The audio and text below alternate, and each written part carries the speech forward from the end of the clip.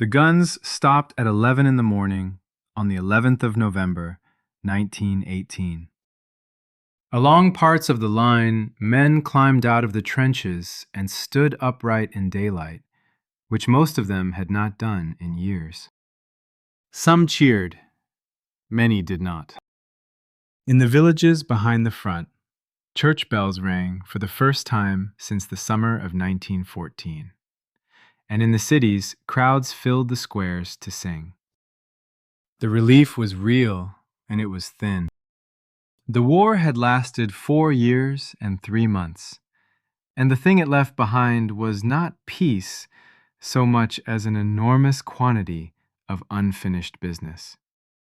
Northern France and Belgium had been ground into a wasteland roughly the size of a small country. Villages that had stood for 600 years were piles of stone with a road running through them. Churches, schools, barns, orchards, all of it flattened or burned or churned into mud. Farmers who went back to their fields turned up bones with the plow, and shells that had failed to explode the first time. Trees had been reduced to blackened stumps standing in rows. The trenches themselves were still there, zigzagging across the landscape, filling slowly with water. The absence of young men was the first thing a visitor noticed in any town far from the fighting. Shops were run by widows. Church pews had gaps in them. Whole trades had lost a generation of apprentices and had nobody to teach.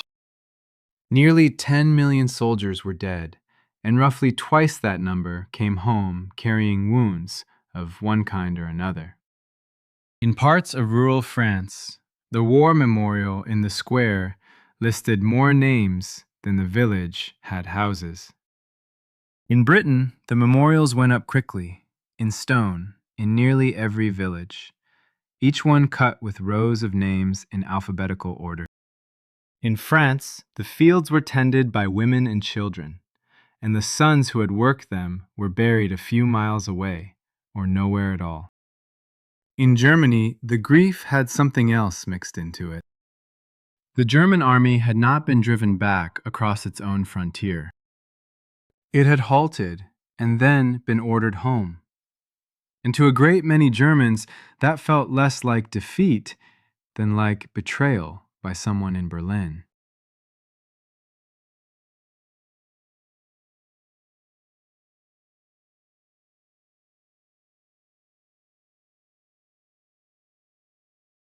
The victors gathered in Paris in January 1919 to write the terms. Georges Clemenceau spoke for France, and Clemenceau had watched German armies cross into his country twice in his own lifetime. He wanted Germany reduced to the point where it could not do so a third time. David Lloyd George spoke for Britain and wanted something short of that, on the practical grounds that a ruined Germany would destabilize everything around it. Woodrow Wilson came from Washington with a League of Nations and the principle of self-determination, and rather less patience for the details. What they produced was the Treaty of Versailles. It stripped Germany of its colonies in Africa and the Pacific. It cut the German army to 100,000 men, which was about enough to police the country and nothing else, and forbade tanks, military aircraft, and submarines outright. The Navy was gutted. The Rhineland, the industrial strip along the French border, was to be permanently demilitarized. Alsace and Lorraine went back to France. A corridor of territory was given to Poland so that Poland could reach the sea. And that corridor cut East Prussia off from the rest of Germany.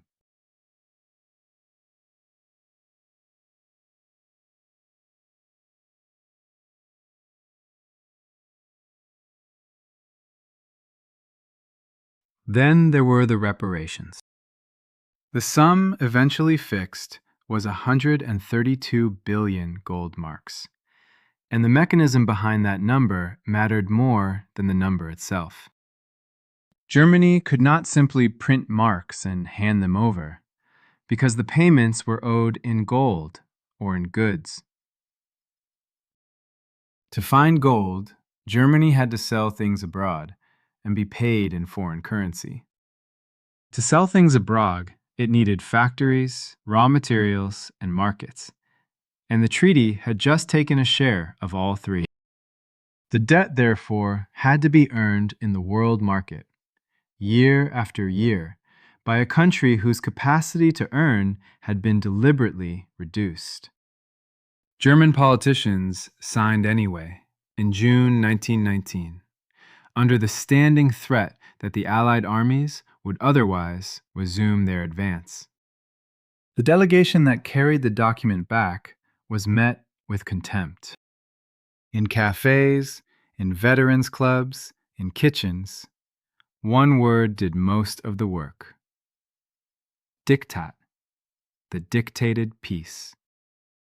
It was a useful word because it excused everything. Nobody who used it had to explain how the war had actually been lost. The reckoning came in 1923. The German government, unable to meet its payments and simultaneously supporting workers in the occupied Ruhr, covered the gap by printing money. This is a straightforward trick, and it works briefly. More notes chase the same quantity of bread, so bread costs more. So the government prints more notes to cover the higher cost, and each round makes the next round worse. Prices rose slowly, then quickly, then absurdly. A loaf that had cost a few marks came to cost billions. The details are what survived in memory. Housewives went to the market twice a day, because the price at 4 in the afternoon was not the price at 10 in the morning. Wages were paid at midday and spent within the hour. Children were given bundles of banknotes to play with and stacked them like building blocks, because the paper was worth less than the toys it replaced. One photograph from that year shows a man papering a wall with notes, having worked out that this was cheaper than buying wallpaper. Farmers stopped selling grain for currency altogether, and people went hungry within sight of full granaries. Ordinary life continued through it in a slightly warped form. Couples still married, often with rings made of tin. Schools stayed open with teachers who were not being paid in anything that held its value. In Berlin, the cabarets filled every night with jazz imported from America, and painters and novelists arrived from all over Europe because the city was cheap and nobody was checking what they produced. Beneath the dancing, there was a broad, patient anger, and a memory of the years before the war when a mark had been a mark. The map around Germany had been redrawn as thoroughly as Germany itself. Austria-Hungary was gone, carved into Austria, Hungary, Czechoslovakia, and Yugoslavia. The Ottoman Empire had collapsed, and the Middle East was divided into mandates administered by Britain and France. The Russian Empire had fallen to revolution in 1917 and, after years of civil war, became the Soviet Union. Poland reappeared after more than a century of not existing. The new frontiers had been drawn in Paris by men with maps, and the peoples living along them had not been consulted about which side they preferred. Italy had finished the war on the winning side and felt cheated by it. Britain and France had promised territory in exchange for Italian entry, and much of that territory was not handed over.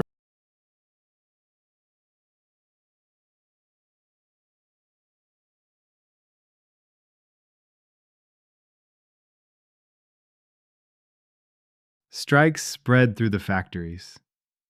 Peasants with no land occupied estates belonging to men who had plenty. In October 1922, a former socialist named Benito Mussolini marched his followers on Rome, and the king invited him to form a government rather than fight him. Among those who studied the maneuver closely was a German veteran in Munich named Adolf Hitler. The wounds that did not show were harder to account for. Men came home stammering or unable to sit in a room with a door that banged. Shell shock was the term of the day. The condition is now called post-traumatic stress. Families could not understand why a husband who had returned intact would not speak about where he had been. Erich Maria Remarque put the whole business into a novel, All Quiet on the Western Front, which sold across Europe and described the war as pointless slaughter rather than sacrifice. German nationalists denounced it for insulting the dead. The cemeteries kept expanding. Rows of white crosses ran to the horizon in Flanders and Normandy, laid out by gardeners who would spend their careers on them. Every November, the bells rang, and school stopped for a minute of silence. And the minute was observed with genuine feeling by people who were beginning to wonder what exactly it had all bought. Britain still had its empire, and the empire had noticed something. Colonies that had supplied men and money for the war now wanted a say in return. In India, the independence movement gathered pace behind Mohandas Gandhi and his doctrine of nonviolent resistance. In Ireland, war and rebellion produced the Irish Free State in 1922, which redrew the British Isles and left a wound that did not close.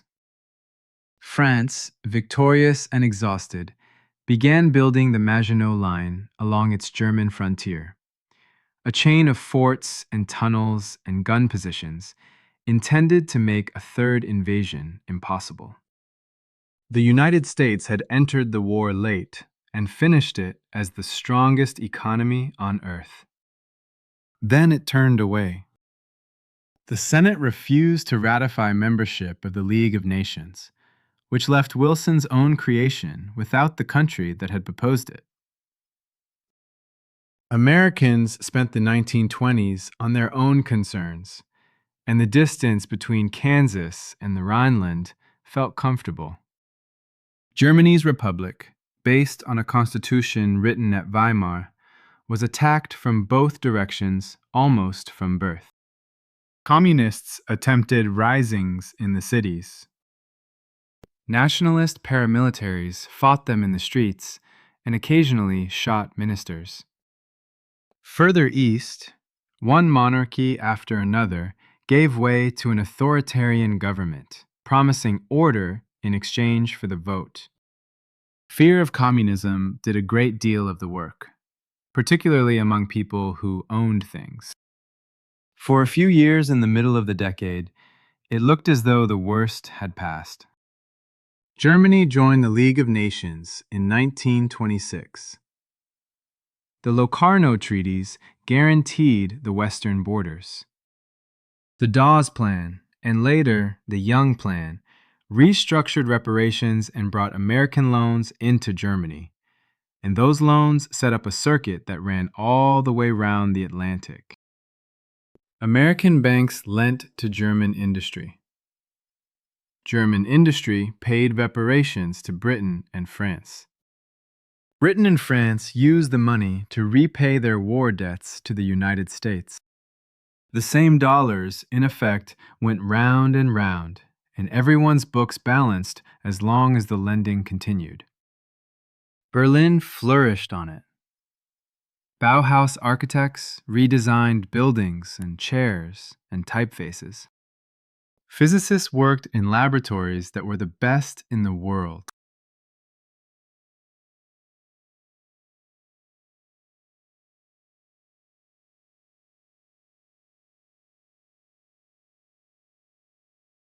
Jazz bands played until dawn. Women worked in offices and cut their hair short. And the city acquired a reputation that respectable Germans elsewhere found alarming. The circuit broke in October 1929. When Wall Street collapsed, American banks called in their foreign loans, and German industry lost the credit it had been running on. Factories closed. Banks failed. By 1932, 6 million Germans were out of work, which, in a country of that size, meant most families knew somebody idle. People walked the railway lines picking up coal that had fallen from the wagons. Soup kitchens ran out before the queue ended. Farms went to auction and textile ideas. The extremists had been waiting. Communists promised revolution and offered a clear account of whose fault it was. The National Socialists promised revival and offered a different account, with different names in it. In Munich beer halls and rented meeting rooms, audiences sat through 2 hours of Adolf Hitler on the subject of betrayal, humiliation, and rebirth, and left having enjoyed themselves. The swastika went up on banners, on armbands, on the sides of trucks. Outside, the men who had queued at the labor exchange that morning would queue again the next. Benito Mussolini was the son of a blacksmith from a village in the Romagna, and he had spent his early career as a socialist journalist, attacking exactly the sort of nationalism he later sold. The war changed his line. By 1918, he had decided that the nation, not the class, was the thing worth fighting for, and he possessed a voice and a jaw that suited the argument. The Italy he returned to was in a bad temper. Italian troops had fought for 3 years in the Alps and along the Isonzo, in mountain conditions that killed men by exposure as readily as by gunfire. And the territorial rewards promised for joining the Allies had largely not materialized. Italians called it the mutilated victory. Soldiers came home to unemployment. Strikes closed the factories of Turin and Milan. Farm laborers occupied estates and demanded that the land be divided, and the socialist parties grew accordingly, which frightened the industrialists and the landowners a great deal. In March 1919, Mussolini founded the Fasci di Combattimento in Milan. The name came from the fasces, the bundle of rods carried before Roman magistrates as a symbol of authority, and it gave the movement a word that would follow it everywhere. His followers wore black shirts. They were ex-soldiers with nothing to do, students, and a certain number of men who simply enjoyed the work. They broke strikes, burned the offices of socialist newspapers, dosed opponents with castor oil, and marched through provincial towns in step.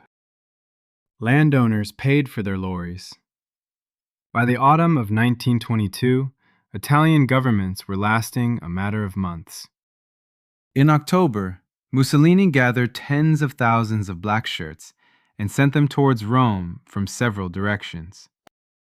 It was a threat rather than an assault, and Mussolini himself waited in Milan, near the Swiss border, in case the threat failed. The army could have stopped the marchers without difficulty. King Victor Emmanuel III declined to sign the order that would have let it try, and instead invited Mussolini to become prime minister. Mussolini arrived by overnight train and took office in a top hat. Dismantling the state took him rather longer than seizing it. Over the next 4 years, opposition parties were banned, the press was censored, elections were rigged and then dispensed with, and a socialist deputy who had documented the rigging was abducted and murdered.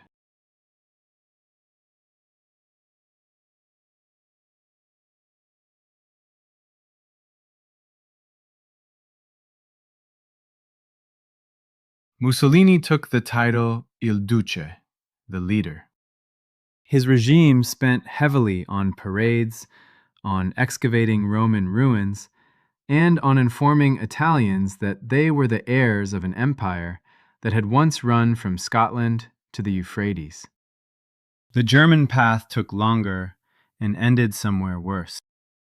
The Weimar Republic carried the treaty as a birth defect. The men who signed at Versailles were the men who ran the state, and the nationalist press never let anyone forget it. Hyperinflation had wiped out the savings of the professional classes in a single year, and those people did not forgive it. The American loans of the late 1920s held the structure up for 5 years. When the loans stopped in 1929, the structure came down. And by 1932, 6 million Germans were unemployed. Adolf Hitler was born in Austria in 1889, the son of a customs official.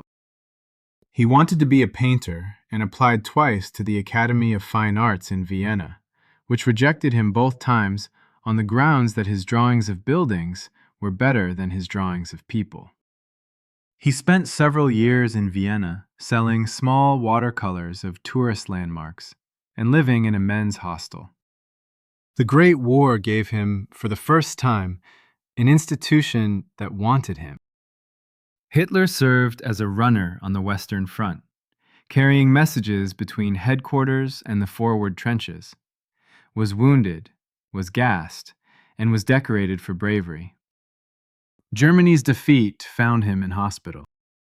Hitler stayed in the army afterwards, and in 1919 was given the job of attending meetings of small political groups in Munich and reporting on what was said. One of these was the German Workers' Party, which had a few dozen members and a cash box containing very little. Hitler went to observe it, joined it instead, and within 2 years had taken it over. Under his direction, it became the National Socialist German Workers' Party, and it acquired a newspaper, a private army, and a flag.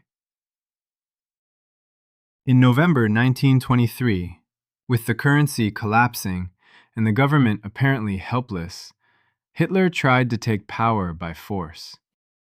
He and his supporters seized a Munich beer hall where the Bavarian state leadership was speaking, and the following morning marched into the city center. The police blocked the street and opened fire. 16 Nazis were killed. Hitler dislocated his shoulder and fled, and was arrested 2 days later. Prison turned out to be useful. He was sentenced to 5 years, served rather less than one in comfortable conditions at Landsberg, received visitors, and dictated a book. Mein Kampf set out the whole program in advance. Hatred of Jews as the organizing principle of history, contempt for communism, a belief in German racial superiority, and a demand for conquest and settlement in the East. It sold poorly at first. Almost nobody who mattered read it as a statement of intent. Hitler drew one lesson from the failed putsch, and it was tactical. He would not attempt to overthrow the state again. He would be voted into it and dismantle it from inside. The party built an apparatus for the purpose. Posters were designed by professionals. Speeches were rehearsed in front of mirrors and photographed for study. Films of rallies were shown in towns that had no rally. Aircraft were chartered so that Hitler could address audiences in several cities in one day, which no German politician had done before. The Sturmabteilung, the SA, marched in uniform, fought communists in the streets, and provided a spectacle of discipline for people who felt they were living in chaos. The message was simple, and it did not vary. Germany was suffering because Germany had been betrayed by Jews, by communists, by the politicians who had signed at Versailles.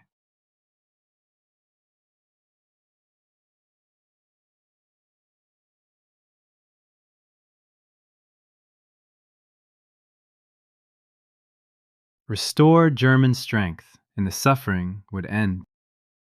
In the elections of 1932, the National Socialists became the largest party in the Reichstag, though never with a majority of the vote.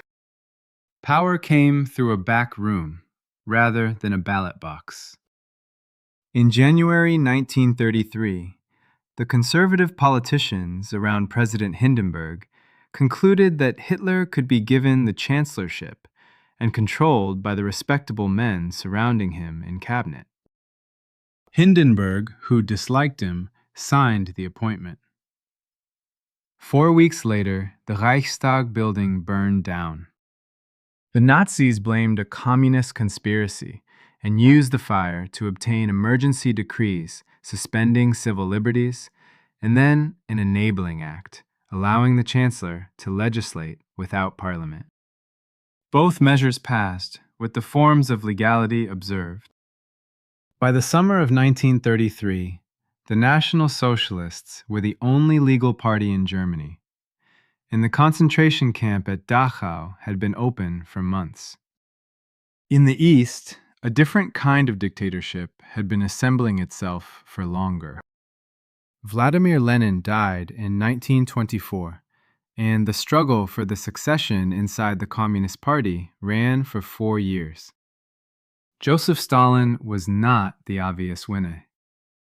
He was short, pockmarked, an indifferent speaker, and he held the unglamorous post of General Secretary, which meant he controlled appointments. Stalin used the appointments. He allied with rivals against Leon Trotsky, disposed of Trotsky, then allied with others against the men who had helped him. Trotsky was expelled, exiled, and eventually murdered in Mexico with an ice axe. Stalin's program for the Soviet Union rested on 2 operations conducted simultaneously. The first was collectivization. Peasants were forced off their own holdings and into collective farms, and the grain those farms produced was requisitioned by the state to feed the cities and to export. Millions resisted by slaughtering their livestock rather than surrender it, and the state answered with deportation. Famine followed, worst of all in Ukraine, in 1932 and 1933. Where the requisitions continued while people starved. That famine is remembered as the Holodomor. The second operation was terror applied to the party itself. Stalin's secret police arrested officials, officers, engineers, and writers, extracted confessions, and shot or deported them as enemies of the people.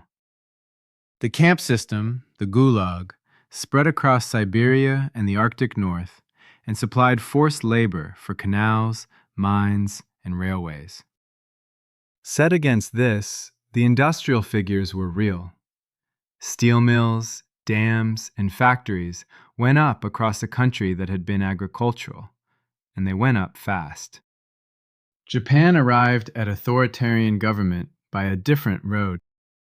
The Meiji reforms of the 19th century had turned a closed feudal state into an industrial power inside 40 years. Japan defeated Russia at sea in 1905, which no Asian power had done to a European one.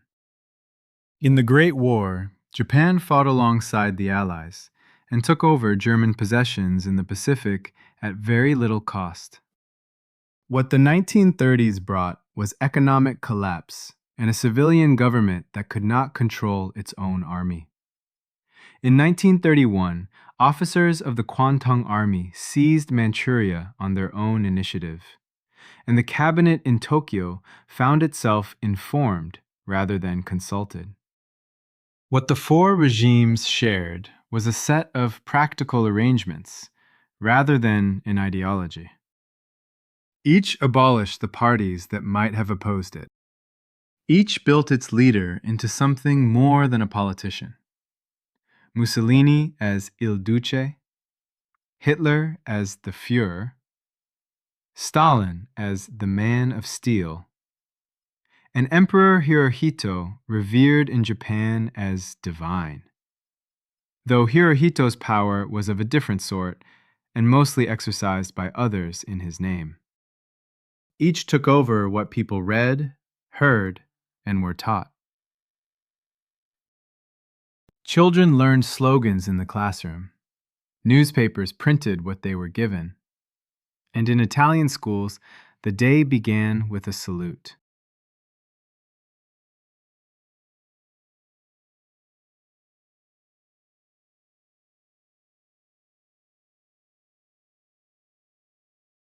The Wall Street crash, it traveled through the banks. American lending abroad had been holding up half the trading system. And when American banks needed their money at home, they called it back. Credit vanished from countries that had never seen a share certificate. The circuit of loans, reparations, and war debts that had kept the 1920s balanced simply stopped turning, and every country attached to it discovered how much of its prosperity had been borrowed. Then trade collapsed. Governments raised tariffs to protect their own industries, which meant that everyone's exports fell at once. And falling exports closed the factories that the tariffs were meant to save. 15 million Americans were out of work at the bottom. Families sold furniture, then the bed, then moved in with relatives. Men walked from one factory gate to the next, in cities where every gate was shut. Teachers in industrial towns reported children fainting at their desks in the middle of the morning. The political effect was to make democratic government look slow and useless. Cabinets debated while the queues outside the labor exchanges got longer, and the arguments in Parliament were reported in newspapers read by men with nothing else to do that day. Trust drained away. It went, in each country, towards whoever was offering an explanation with a culprit attached. Japan's crisis arrived through silk. Silk was the country's chief export, most of it bought by Americans for stockings. And when American incomes fell, the price of raw silk fell with them. Japanese farming families who had raised silkworms as a cash crop lost the cash.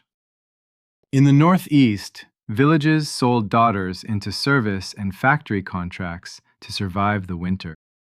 Japan imported most of its raw materials and much of its food, and paid for them with exports that were now worth a fraction of what they had been. The army offered a solution to this, and the solution was territory. Officers argued that a country dependent on imports would always be at the mercy of foreigners, and that the answer was to take the coal, iron, and farmland of the Asian mainland and hold them. Manchuria, in northern China, had all three, along with a Japanese-owned railway and the troops stationed to guard it. On the night of the 18th of September, 1931, officers of that garrison set off a small explosive charge on the railway line near Mukden. The damage was slight. A train passed over the spot shortly afterwards without difficulty.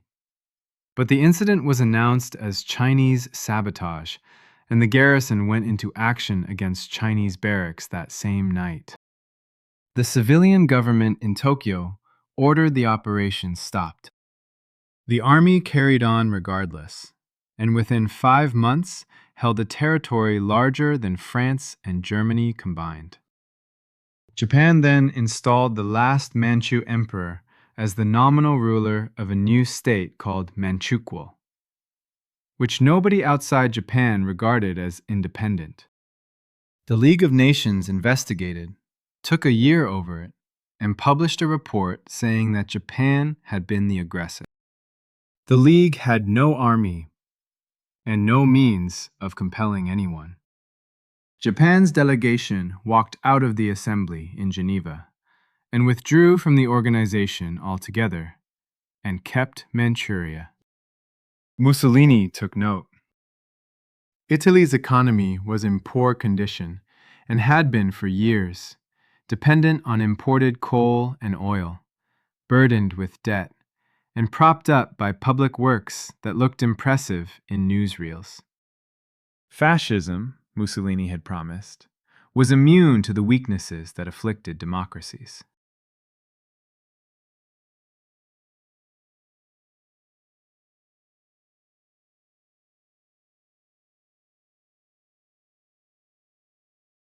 The promise required evidence. What he chose to supply instead was an empire. Ethiopia was one of very few African states that had never been colonized, and it had defeated an Italian army once before, at Adwa in 1896, which was remembered in Rome as an insult requiring correction. Italian forces invaded in October 1935 from Eritrea and Somaliland. They had aircraft, artillery, and armored cars against an army that was largely infantry with rifles.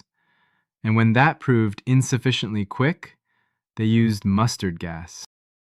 It was sprayed from aircraft, over troops, over villages, and over the pastures and water sources the population depended on.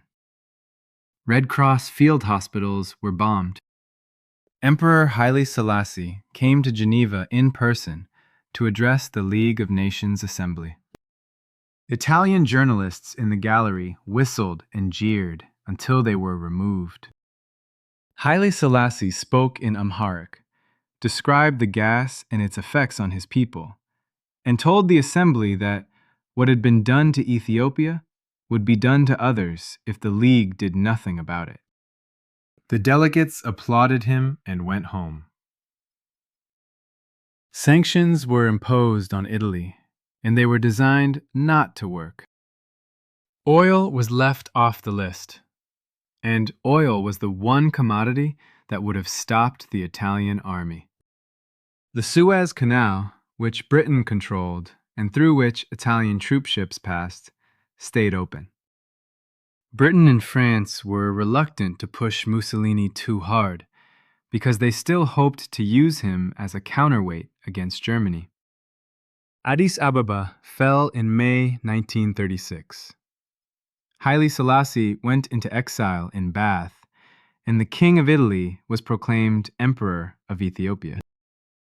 The United States spent the same years looking at its own ground, some of which was in the air. Drought settled over the southern plains, and the topsoil of Oklahoma, Kansas, and Texas, plowed for wheat and then abandoned, began to lift.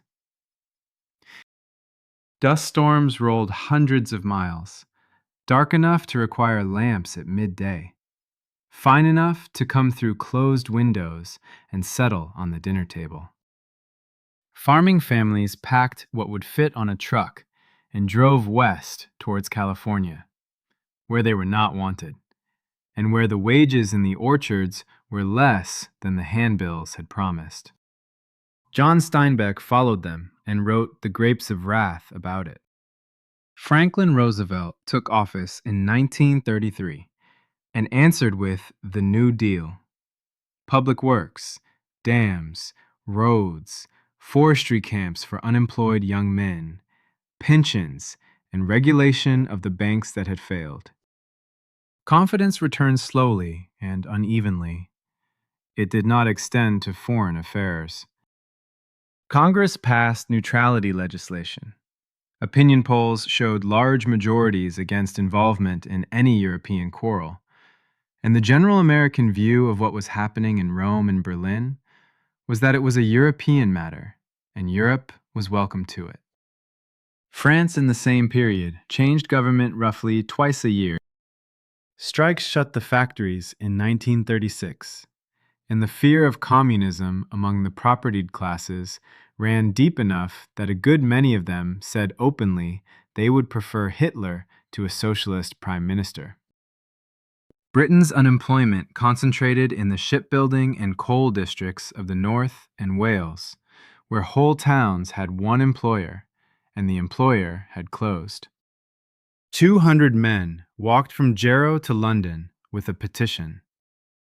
Memories of the Somme and Passchendaele were fresh among the men now running the country, and the instincts those memories produced was to avoid anything that might lead the same way. By the middle of the decade, the scenes had settled into their places. In Berlin, men who had been clerks sold pencils and shoelaces from trays at street corners. In Ukraine, families boiled grass and bark.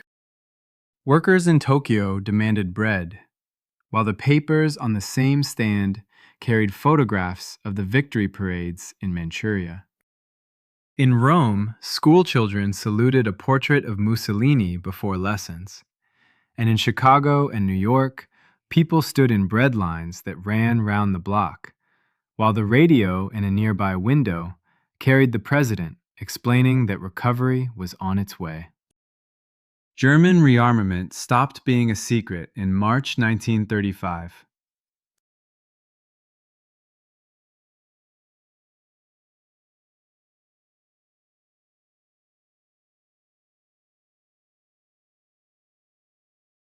Hitler announced conscription, an army of 36 divisions, and an air force that the treaty forbade outright. The Luftwaffe had in fact been assembling for years under Hermann Göring, disguised as a civil aviation program, with pilots trained in gliders and at a secret school inside the Soviet Union. Factories that had built lorries retooled for tanks. Airfields appeared on land that had been growing beet. Britain and France protested on paper. 3 months later, Britain went further and signed a naval agreement with Germany in London, permitting the German fleet to reach 35% of the Royal Navy's tonnage. This was a bilateral deal about a treaty that Britain had signed with other countries, and France had not been consulted. The restrictions written into the Versailles Treaty in 1919 had been, in effect, renegotiated by one of the parties enforcing them. The Rhineland came next. The demilitarized zone along the French border was the guarantee that Germany could not attack France without warning, and it had been reaffirmed voluntarily by Germany at Locarno. On the 7th of March, 1936, 3 German battalions crossed the bridges at Cologne, Koblenz, and Mainz. They were lightly armed, and their orders were explicit. If the French army moved against them, they were to turn round and withdraw at once. The French army at that moment had roughly 100 divisions available, and the Germans had brought in about 3. The French did not move. The government in Paris was a caretaker administration, weeks away from an election. The general staff overestimated German strength by a factor of 10, and nobody in Paris wanted to march without London. London had no intention of marching. A common English remark of that week was that the Germans were only walking into their own back garden. Hitler said afterwards that the following 48 hours had been the most nerve-wracking of his life, which was one of the few things he ever said that his generals agreed with entirely. 4 months later, Spain provided a live demonstration of what the new weapons could do.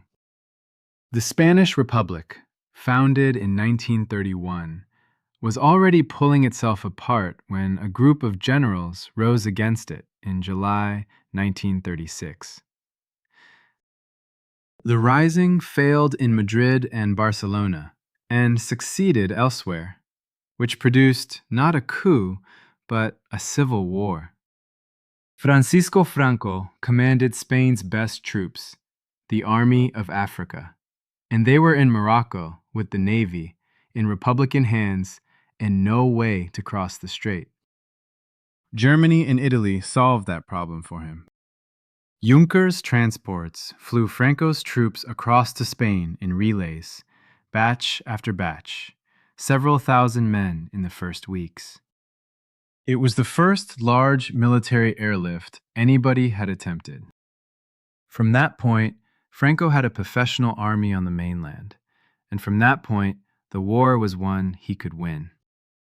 Hitler then sent the Condor Legion, a self-contained air unit with its own fighters, bombers, and ground crews, and treated Spain as a place to find out how his aircraft performed against real targets. The findings were published at Guernica. On the 26th of April, 1937, a market day afternoon in a Basque town of no military significance, Condor Legion bombers made repeated runs for something over 3 hours. High explosive first, to open the roofs, then incendiaries to burn what was underneath. Fighters strafed the roads out of town where people were running. Hundreds were killed, and the center of the town burned for days. Pablo Picasso, commissioned to paint a mural for the Spanish pavilion at the Paris Exposition that summer, read the newspaper reports and painted Guernica instead of what he had planned. The Soviet Union sent aircraft, tanks, and advisors to the Republic and charged for them in Spanish gold.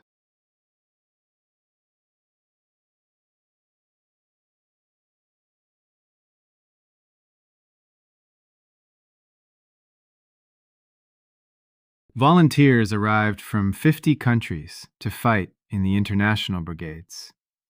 Clerks, dockers, students, writers, several thousand of whom did not go home.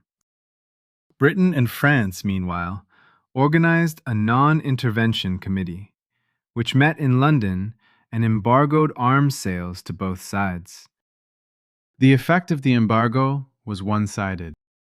It denied weapons to the recognized government of Spain, which had money and wanted to buy them, while Germany, Italy, and the Soviet Union sat on the committee and continued shipping. Franco entered Madrid in the spring of 1939. Japan, having taken Manchuria, moved on the rest of northern China. On the night of the 7th of July, 1937, Japanese and Chinese troops exchanged fire near the Marco Polo Bridge outside Peking. And this time, nobody bothered with an elaborate pretext. Full-scale war followed within weeks. Chiang Kai-shek chose to fight for Shanghai rather than let the North go cheaply. And the battle there lasted 3 months and destroyed the best divisions of the Chinese army. Nanking, the capital, fell in December. What Japanese troops did there over the following 6 weeks was reported at the time by the foreign residents who stayed behind. Among them, a German businessman named John Rabe, who used his Nazi Party membership to shelter tens of thousands of Chinese civilians in a safety zone, and wrote to Berlin asking for the killing to be stopped. The dead were counted in the hundreds of thousands. The League of Nations passed a resolution. Japan had left the League 5 years earlier and was not listening. Austria came in March 1938. The Austrian Chancellor, Kurt Schuschnigg, had been summoned to Berchtesgaden and bullied for hours into appointing Nazis to his cabinet. And on returning home, he announced a plebiscite on Austrian independence instead. Hitler gave him an ultimatum, and Schuschnigg resigned rather than order the army to fire. German troops crossed the border on the 12th of March.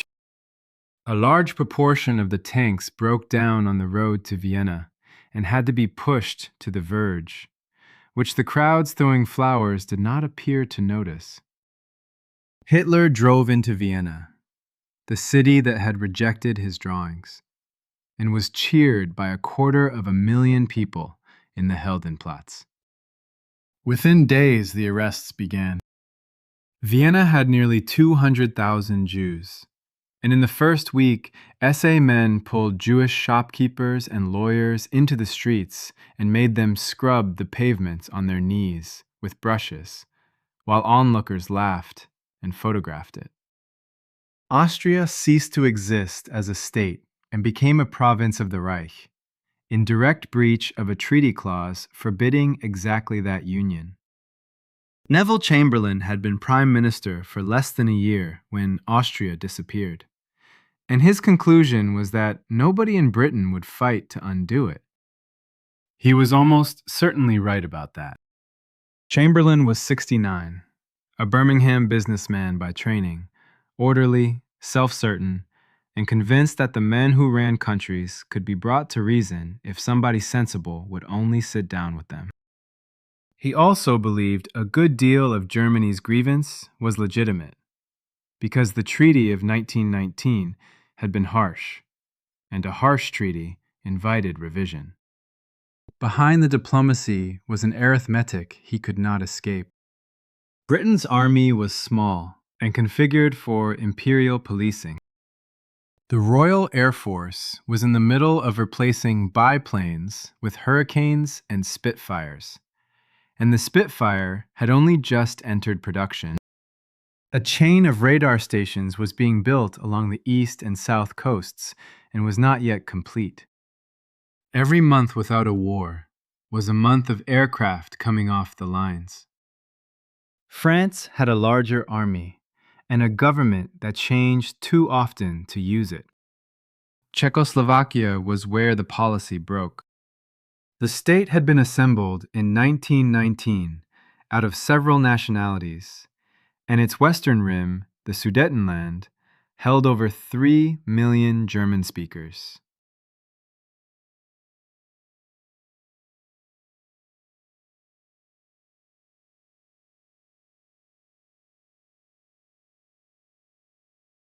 Konrad Henlein led their main political party and took his instructions and his funding from Berlin. And those instructions were to keep raising demands so that no settlement could ever be reached. Hitler claimed the Sudeten Germans were being persecuted. Czechoslovakia was in fact a functioning democracy with a strong economy and the Skoda armaments works. And it had 35 divisions and a line of concrete fortifications running through the mountains of the Sudetenland. That was the point of the demand. Give up the Sudetenland, and Czechoslovakia gave up its border defenses, its mountains, and any means of resisting whatever came next. France was bound by treaty to defend the Czechs, and the Soviet Union had offered to act if France did. Chamberlain preferred to negotiate. He sent Lord Runciman to Prague in the summer to mediate, and Runciman's report suggested the Sudeten Germans should be allowed to leave. By September, Europe was preparing for war in a distracted, half-hearted way. Trenches were dug in London parks by men with shovels. Gas masks were fitted and handed out to the civilian population in their millions, in cardboard boxes with string. Chamberlain, who had never flown in an aeroplane in his life, got into one and went to Germany 3 times in 15 days. He met Hitler at Berchtesgaden, where Hitler demanded self-determination for the Sudeten Germans. He came back with a plan for a transfer, sold it to the French, and pressed it on the Czechs. He returned to Bad Godesberg a week later and was told the plan was now insufficient. Hitler wanted immediate occupation. Chamberlain broadcast to the country on the 27th of September and described the quarrel as one in a faraway country between people about whom the British knew nothing. 2 days later, he was in Munich with Hitler, Mussolini, and Édouard Daladier of France. The 4 of them settled the matter overnight and finishing at about 1 a.m. The Czechoslovak representatives had traveled to Munich and were kept in a hotel under guard. They were shown the terms after the signing and told there would be no discussion. The Sudetenland was to be handed over within 10 days. President Edvard Beneš resigned and left the country. Czech families in the ceded districts loaded what they could onto carts and moved inland, and the fortifications were handed over intact to German engineers, who went through them taking measurements. Chamberlain came home to Heston Aerodrome, waved a sheet of paper with Hitler's signature on it, and told the crowd in Downing Street that evening that he believed it was peace for our time. Winston Churchill told the Commons a few days later that Britain had sustained a total and unmitigated defeat. Hitler occupied the rest of Czechoslovakia on the 15th of March, 1939. There were no ethnic Germans to liberate this time, and no argument about Versailles to make. German troops drove into Prague through sleet, while Czechs stood on the pavements and wept or shouted. And Hitler spent that night in Hracení Castle above the city. The Skoda Works, one of the largest arms manufacturers in Europe, passed into German hands, along with enough Czech tanks to equip several divisions. 2 days later, Chamberlain, speaking in Birmingham, asked in public whether this was the end or the beginning, and answered that Britain would resist an attempt to dominate the world by force. The guarantee to Poland followed on the 31st of March. Britain pledged to come to Poland's aid if Polish independence were threatened, and France pledged the same. There was no practical means by which either country could deliver help to Poland, and everyone involved knew it. The guarantee was a warning to Hitler rather than a plan. Hitler's demands on Poland concerned Danzig and the corridor. Danzig was a mainly German city on the Baltic, governed as a free city under League of Nations supervision and outside German sovereignty.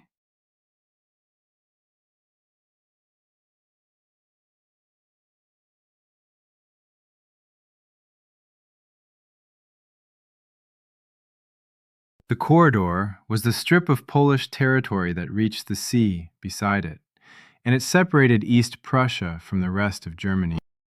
Hitler wanted Danzig returned and a road and railway across the corridor under German control.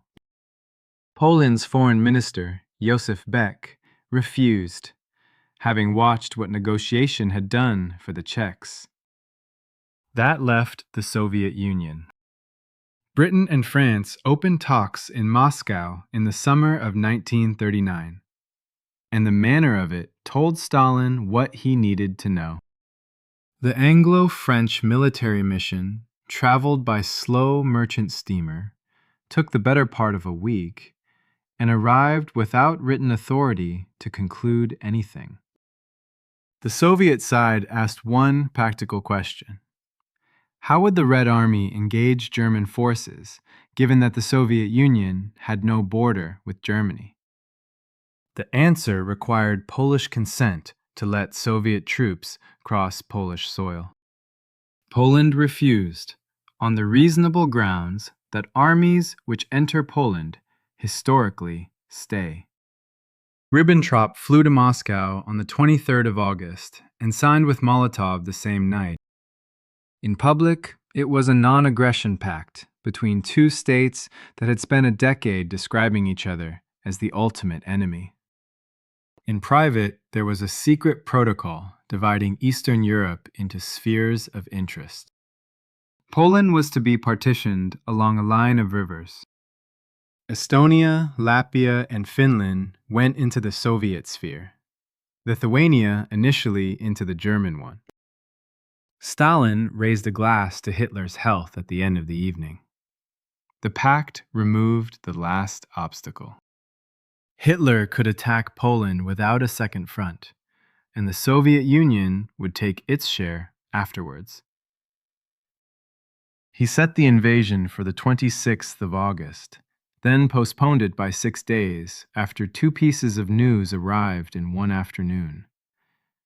Britain converted its guarantee into a formal alliance treaty with Poland, and Mussolini sent word that Italy was not ready to fight and would need enormous quantities of raw materials first. Hitler read Mussolini's list and rescheduled rather than canceled. On the evening of the 31st of August, SS men in Polish uniforms attacked the German radio station at Gleiwitz near the border, broadcast a short anti-German message in Polish, and left behind a body dressed as a Polish soldier, a concentration camp prisoner killed for the purpose. Similar staged incidents were arranged at two other border points.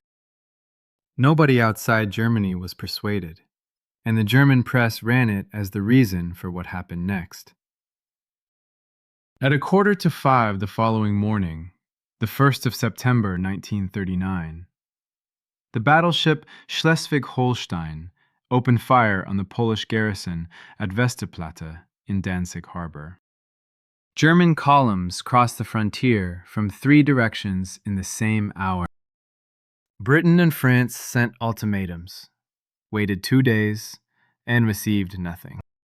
Chamberlain broadcast to the country at 11:15 on the morning of the 3rd of September, told listeners that no undertaking had been received, and that consequently the country was at war with Germany, and finished by saying it was a bitter blow that his long struggle for peace had failed. France declared war that afternoon. In Warsaw, the bombing had been going on since the first morning. Poland was invaded by roughly 1.5 million German soldiers, arriving from three directions at once: from East Prussia in the north, from Germany in the west, and from Slovakia in the south. The Polish army numbered about 1 million men and was still mobilizing when the attack began, because Britain and France had asked Poland to delay mobilization in the last week of August, so as not to appear provocative. The country's flat plains offered no natural line to hold. There were no mountains in the west, and no river deep enough to matter. The method was new, and it had a name. Blitzkrieg meant using armor to punch through at a chosen point, rather than pushing along the whole front, then driving the tanks deep into open country behind the defenders instead of turning to fight them. Infantry followed at walking pace to close the ring.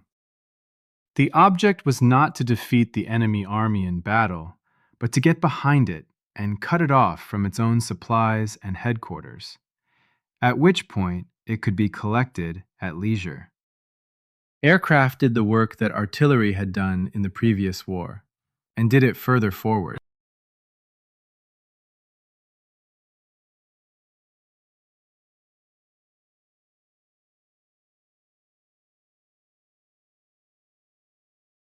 Stuka dive bombers attacked in a near vertical descent, with sirens fitted to the undercarriage, which served no purpose except to frighten people on the ground, and served that purpose well.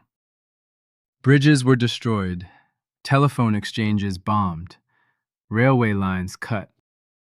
Polish commanders lost track of where the Germans were within days, which was the intention.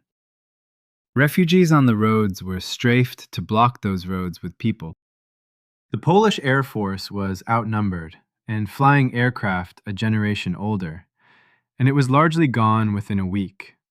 Though not on the ground, as the German communiques claimed, most squadrons had been dispersed to secret strips beforehand, and were destroyed in the air over the following days. At Westerplatte, a garrison of fewer than 200 men held a small peninsula against naval gunfire and repeated assaults for 7 days. At Mokra, Polish cavalry using anti-tank rifles and ambushes destroyed a substantial number of German vehicles, which is the actual origin of the story about horsemen charging tanks with sabers. The story was invented afterwards by Italian journalists.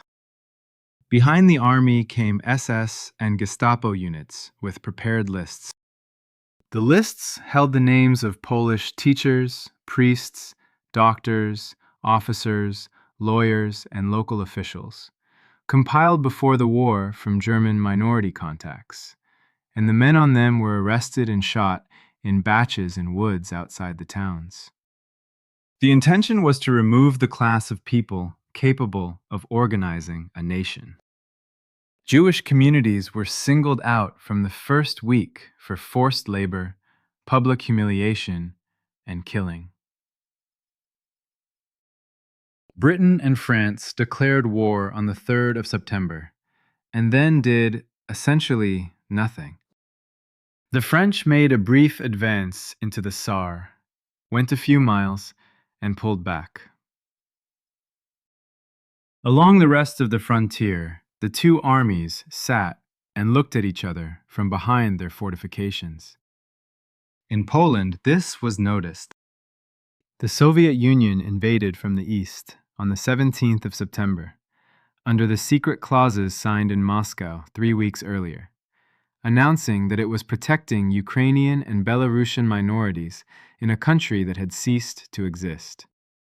Polish forces had been pulling eastward towards a defensive redoubt near the Romanian border, and now had an army behind them as well as in front.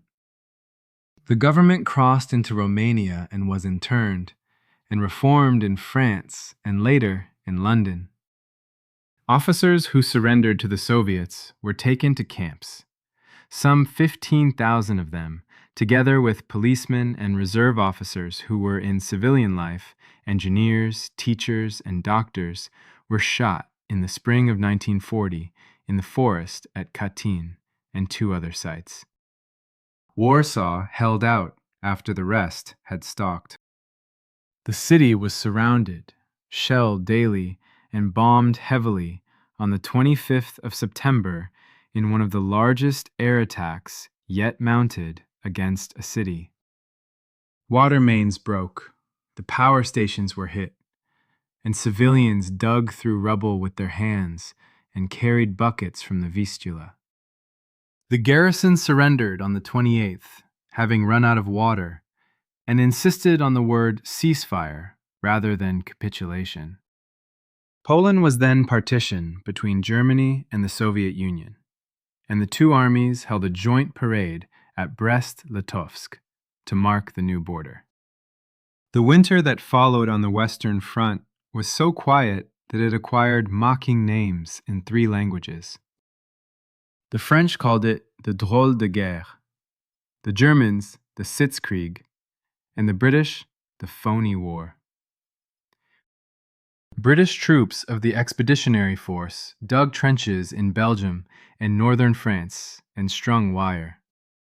Aircraft dropped propaganda leaflets over German cities rather than bombs.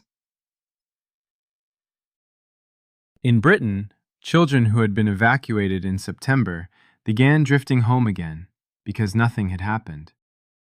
The German plan for the West was originally a repeat of 1914, a heavy blow through Belgium into northern France.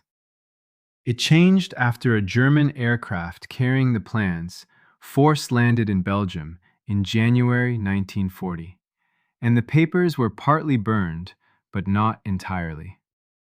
Erich von Manstein had been arguing for something else, and now got a hearing.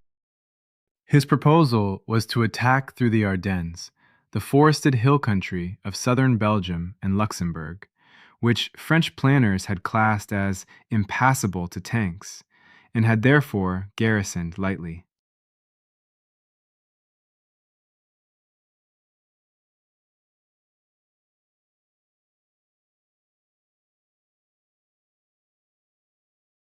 If armor could get through the forest, it would emerge behind the strongest French defenses, and in front of nothing much at all. The offensive opened on the 10th of May, 1940, with the attacks everyone expected. German paratroopers dropped on Dutch bridges and airfields and glider troops landed on the roof of the Belgian fort at Eben-Emael and put its guns out of action within an hour. Rotterdam was bombed, and the Netherlands surrendered within 5 days. Belgium was invaded in force. The British and French armies did exactly what the German staff hoped they would do, and marched north into Belgium to meet the attack. That left the Ardennes. Through the forest roads came the largest traffic jam in military history. 7 armored divisions in columns that stretched back over 100 miles into Germany, moving on a handful of narrow lanes, with military police posted at every junction and engineers filling craters as they went. It took 3 days. French reconnaissance aircraft reported the columns, and the reports were not believed, because the Ardennes was impassable. The columns reached the Meuse at Sedan on the 13th of May. The French troops holding that stretch were second-line divisions of older reservists with little anti-aircraft artillery. What arrived over them was not the usual preliminary bombardment, but waves of aircraft attacking continuously through the afternoon, several hundred sorties, hour after hour, which was less about destroying bunkers than about keeping the men inside them with their heads down. German assault engineers crossed the river in rubber boats while this was going on. By evening, they had a bridgehead on the far bank, and by the following day, they had bridges and tanks on them. From Sedan, the armored divisions turned right and ran for the sea. They covered the distance to the Channel in 10 days, moving faster than the orders reaching them, and by the 20th of May had reached the coast near Abbeville. Everything north of that line, the British Expeditionary Force, the best of the French army, and what remained of the Belgians, was cut off from its supplies and from the rest of France. The pocket contracted towards Dunkirk. Then, on the 24th of May, the German armor was ordered to halt for 2 days short of the port. The reasons were mixed. The tanks needed servicing after a fortnight of running, the ground ahead was cut by canals, and Göring had assured Hitler that the Luftwaffe could finish the job alone. Those 2 days were the whole of Britain's opportunity. The evacuation ran for 9 days. Destroyers came alongside the mole at Dunkirk and took men off in thousands, while from the open beaches troops waded out in queues that stood chest deep in the water, waiting for small craft to ferry them to larger ships. The small craft were the famous part: fishing boats, pleasure launches, Thames barges, lifeboats, hundreds of them. Many taken over and crewed by the Navy, some sailed by their owners. Nearly 340,000 men came off, a third of them French. Everything heavy stayed behind: guns, lorries, tanks, stores. The British Army came home without an army's worth of equipment. France was not finished when Dunkirk was, though it had perhaps a fortnight left. German forces turned south, crossed the Somme, and broke the improvised line. Roads filled with civilians, several million people moving south with prams, carts, mattresses on car roofs, in what the French remember as the Exodus. Paris was declared an open city to spare it, and German troops entered on the 14th of June and photographed each other under the Arc de Triomphe. Marshal Pétain, aged 84, became head of government and asked for terms. Hitler dictated those terms in the forest at Compiègne on the 22nd of June, in the same railway dining car in which Germany had signed the armistice in 1918. He had it brought out of the museum building and placed on the original spot. He sat in Marshal Foch's chair to hear the preamble read, then left and let subordinates handle the rest.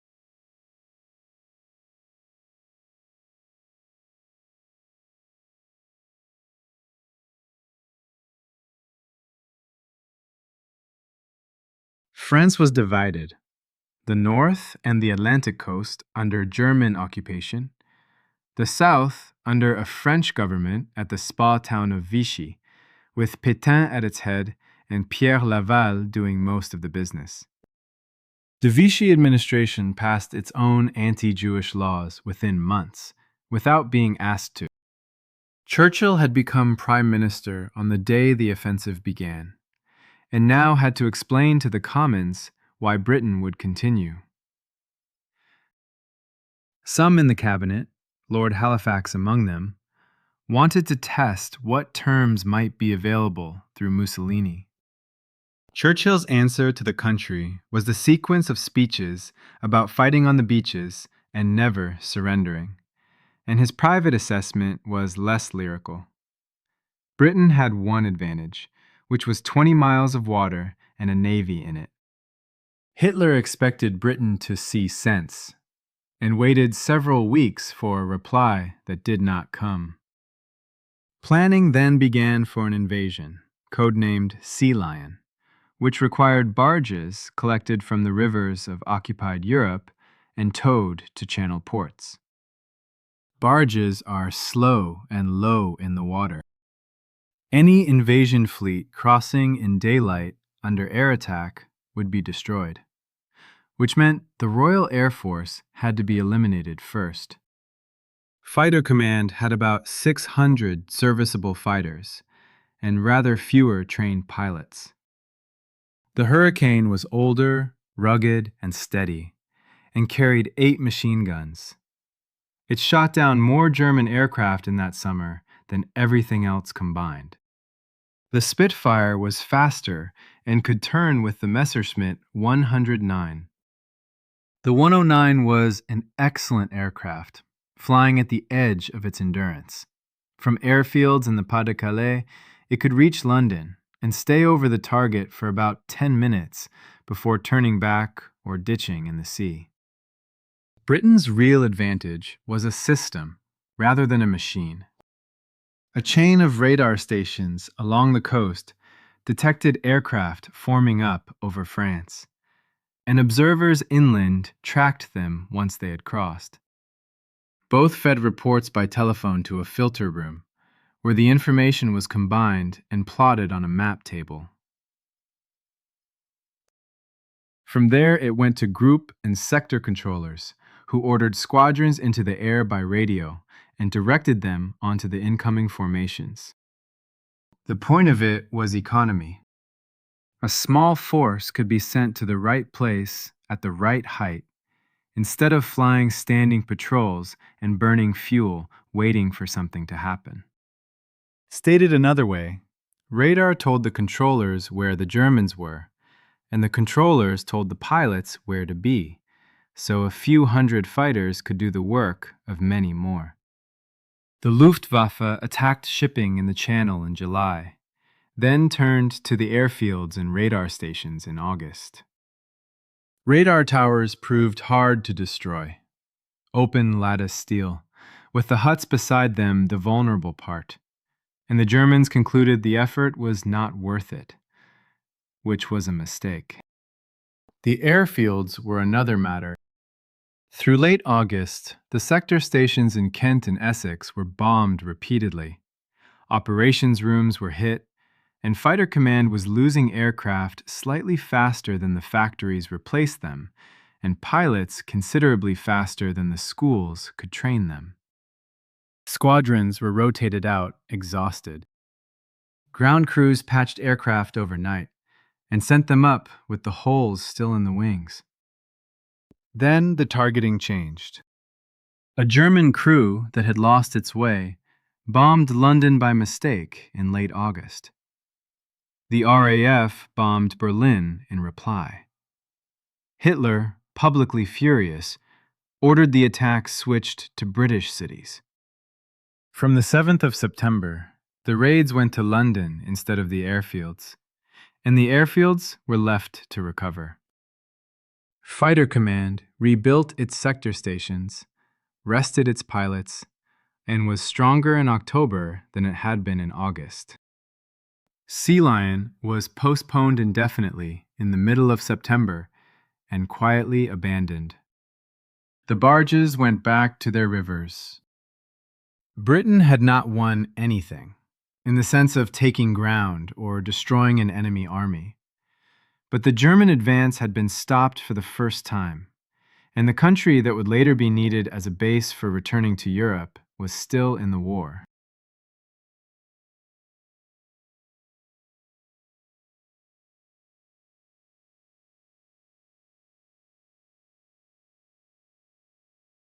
The first big raid on London came on the afternoon of the 7th of September, 1940, and it went to the docks. Nearly 1,000 aircraft crossed the Thames estuary in formations that people in Kent watched from their gardens. And the target was the mile after mile of wharves, warehouses, and terraced streets in the East End. Warehouses full of sugar, rum, pepper, and paint, burned with distinctive smells and colors. The fires were still visible from 40 miles away that night, which gave the second wave of bombers something better than navigation instruments to aim at. London was then bombed on 57 consecutive nights. The raids came after dark because darkness protected the bombers from fighters. And the bombs were a mixture. High explosive opened the roofs and broke the water mains that the fire brigades needed. Incendiaries followed, small magnesium sticks scattered in thousands, which burned at a temperature that set fire to roof timbers and could not be put out with water. The countermeasure was a man with a bucket of sand and a long-handled scoop, standing on a roof, getting to each one within a minute or two of it landing. Fire-watching rotas were organized street by street, and shopkeepers took their turn on the roofs of their own premises. The shelters were Rand problem the government had partly got wrong. Anderson shelters, corrugated steel arches half buried in the garden and covered with earth, were issued free to lower-income households and were effective against blast, though they flooded and were extremely cold.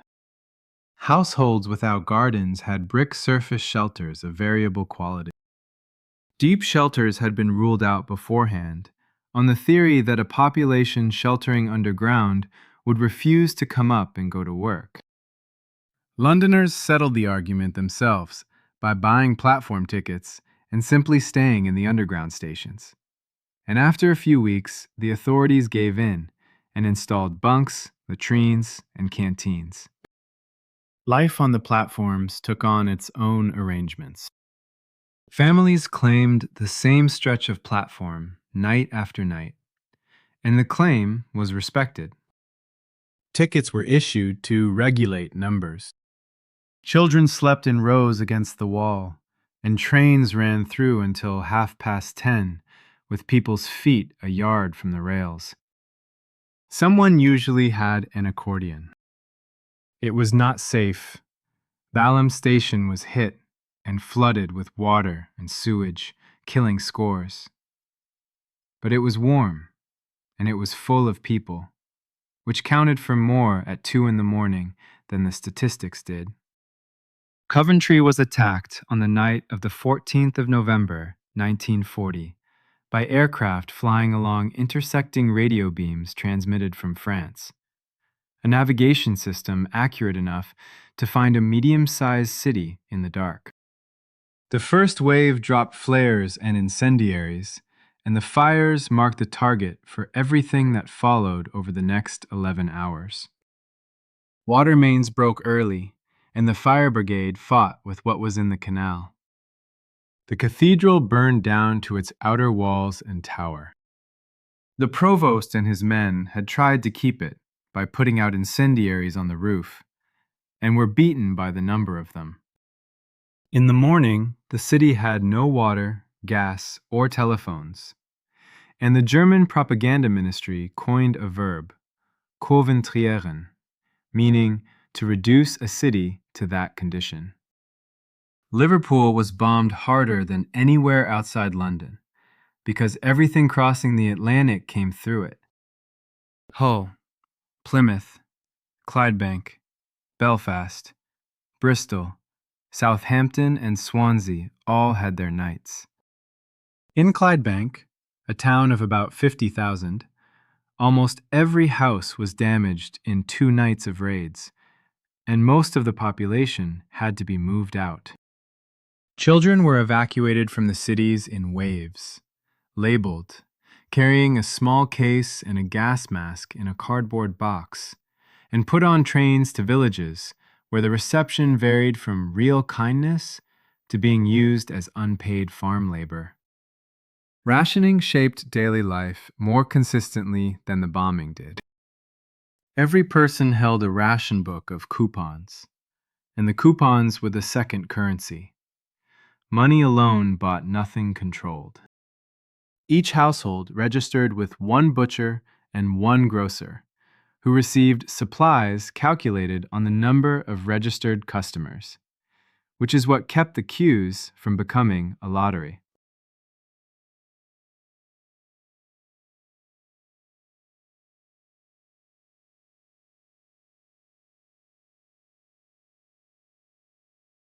The weekly allowance for an adult settled at a few ounces of butter, a little bacon and cheese, 1 shell egg when eggs were to be had, and meat measured by price rather than weight, so a cheap cut went further.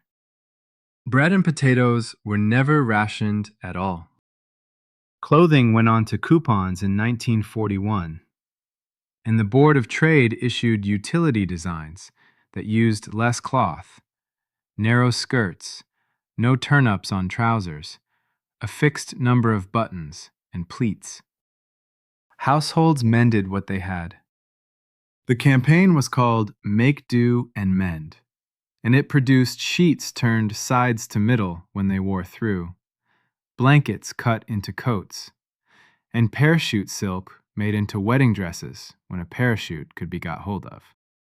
Lord Woolton, at the Ministry of Food, promoted a pastryless pie of root vegetables under his own name, which people ate without enthusiasm. Dig for Victory turned lawns into vegetable beds, and city parks into allotments, including the flower beds outside Buckingham Palace. Children learned to earth up potatoes and pick caterpillars off cabbages, and pigs were kept collectively in backyards on kitchen scraps. The blackout ran alongside all of it. Every window covered, street lamps out, car headlights masked to a slit, torches pointed down. Road deaths went up sharply in the first winter, and people walked into canals, lampposts, and each other. The rule was kept anyway, because a lit window at night was assumed to be an invitation. Government tried to shape how all this was understood. Posters told people that careless talk cost lives, and the BBC broadcast news bulletins that were, by the standards of any other belligerent, reasonably honest, which is why occupied Europe listened to them. Cinemas reopened after raids, dance halls filled when there was electricity, and theaters put on matinees so that audiences could get home before dark. Vera Lynn sang "We'll Meet Again" to soldiers overseas and to their families at home, and did it in a plain voice that sounded like somebody's sister. King George VI and Queen Elizabeth toured bombed streets, and after Buckingham Palace itself was hit, the Queen remarked that she could now look the East End in the face. Between September 1940 and May 1941, something over 40,000 civilians were killed, and around 2 million homes were damaged or destroyed. Morale did not collapse, which was the stated object of the campaign.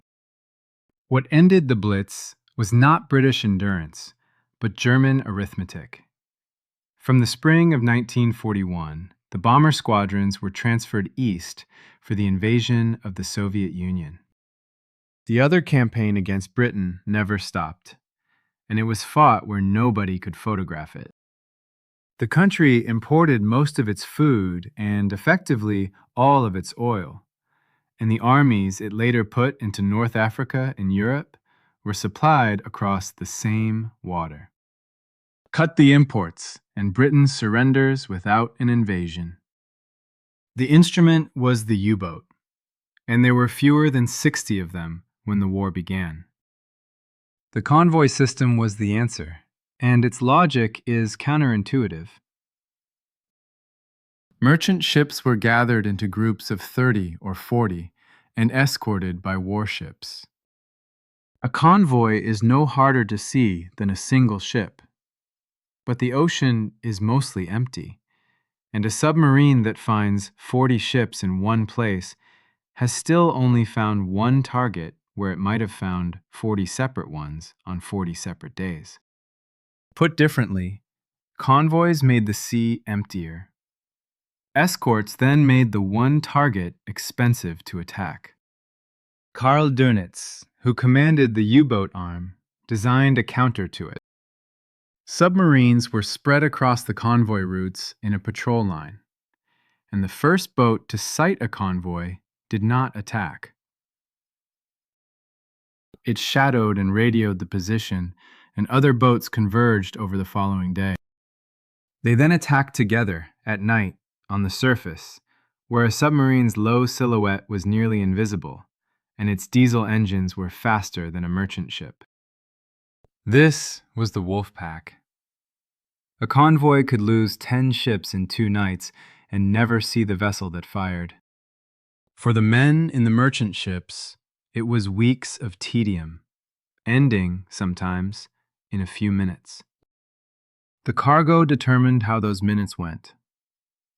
A ship carrying iron ore sank in 90 seconds.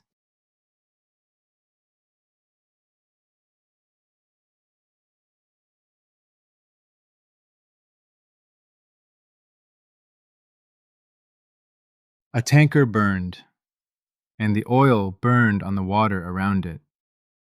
Ships in convoy were forbidden to stop for survivors, because a stopped ship is an easy shot, and rescue was the job of one designated vessel at the rear. Men in the water in the North Atlantic in winter had perhaps 20 minutes. Merchant crews were civilians, and until 1941, a torpedoed sailor's wages stopped on the day his ship went down. The escorts hunted with a device called ASDIC, later sonar, which sent a sound pulse into the water and listened for an echo, accurate in bearing, poor in depth, and useless above a certain speed or against a submarine on the surface. Depth charges were rolled off the stern in patterns, which meant the escort lost contact at the moment of attack because it had passed over the target. The Germans held the advantage until 1943.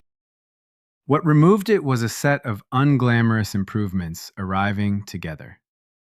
Centimetric radar, small enough to fit a corvette, could pick up a surfaced U-boat at night. High-frequency direction finding, called HFDUF, let 2 escorts take bearings on a shadowing submarine's radio report and place it on the map. The boat gave itself away by doing its job. Long-range Liberator aircraft closed the Mid-Atlantic air gap, the stretch beyond the reach of aircraft from either shore where the packs had operated freely. Escort carriers brought their own aircraft with the convoy, and a forward-throwing mortar, Hedgehog, let an escort attack ahead of itself without losing sonar contact. Behind all of it was Bletchley Park, a Victorian house in Buckinghamshire filled with mathematicians, chess players, linguists, and several thousand women of the Wrens operating the machinery. The German Navy's Enigma traffic was read intermittently from 1941, lost for most of 1942 when a fourth rotor was added, and read again from December of that year. Alan Turing's design work on the bomb machines made the search for daily settings mechanical rather than hopeless. The intelligence was used carefully, mostly to route convoys around known patrol lines rather than to attack, since a sudden run of sinkings would have told Donitz his ciphers were compromised. Convoys that were never attacked left no record of the reason. March 1943 was the worst month of the war at sea. 2 convoys were mauled in a single running battle, and the Admiralty afterwards admitted it had come close to concluding that convoy no longer worked. Then the position reversed inside 8 weeks. His crews suffered the highest loss rate of any service arm on any side. Of roughly 40,000 men who sailed in German submarines, about 7 in 10 did not come back. Some 30,000 British merchant seamen were killed. Churchill wrote afterwards that the U-boat peril was the only thing during the war that ever really frightened him. The invasion of the Soviet Union began at 3:15 on the morning of the 22nd of June, 1941, along a front that ran from the Baltic to the Black Sea. 3 million German soldiers crossed, with 500,000 more from Romania, Hungary, Finland, Slovakia, and Italy. It was the largest invasion force ever assembled, and it was moving mostly at the speed of a horse. The German army of 1941 had around 600,000 horses with it, and the famous armored divisions were a minority of the whole. Hitler had described his purpose in print 16 years earlier. Lebensraum meant living space, and living space meant the farmland of Ukraine and the oil of the Caucasus, taken and settled by Germans with the existing population removed, starved, or reduced to labor. The war was framed to the troops as a war of annihilation against Jews and Bolsheviks, and orders issued in advance made that explicit. The Commissar order required political officers of the Red Army to be shot on capture, rather than treated as prisoners. Another decree relieved German soldiers of liability for crimes against Soviet civilians. Stalin had been told what was coming, repeatedly, and refused to believe it.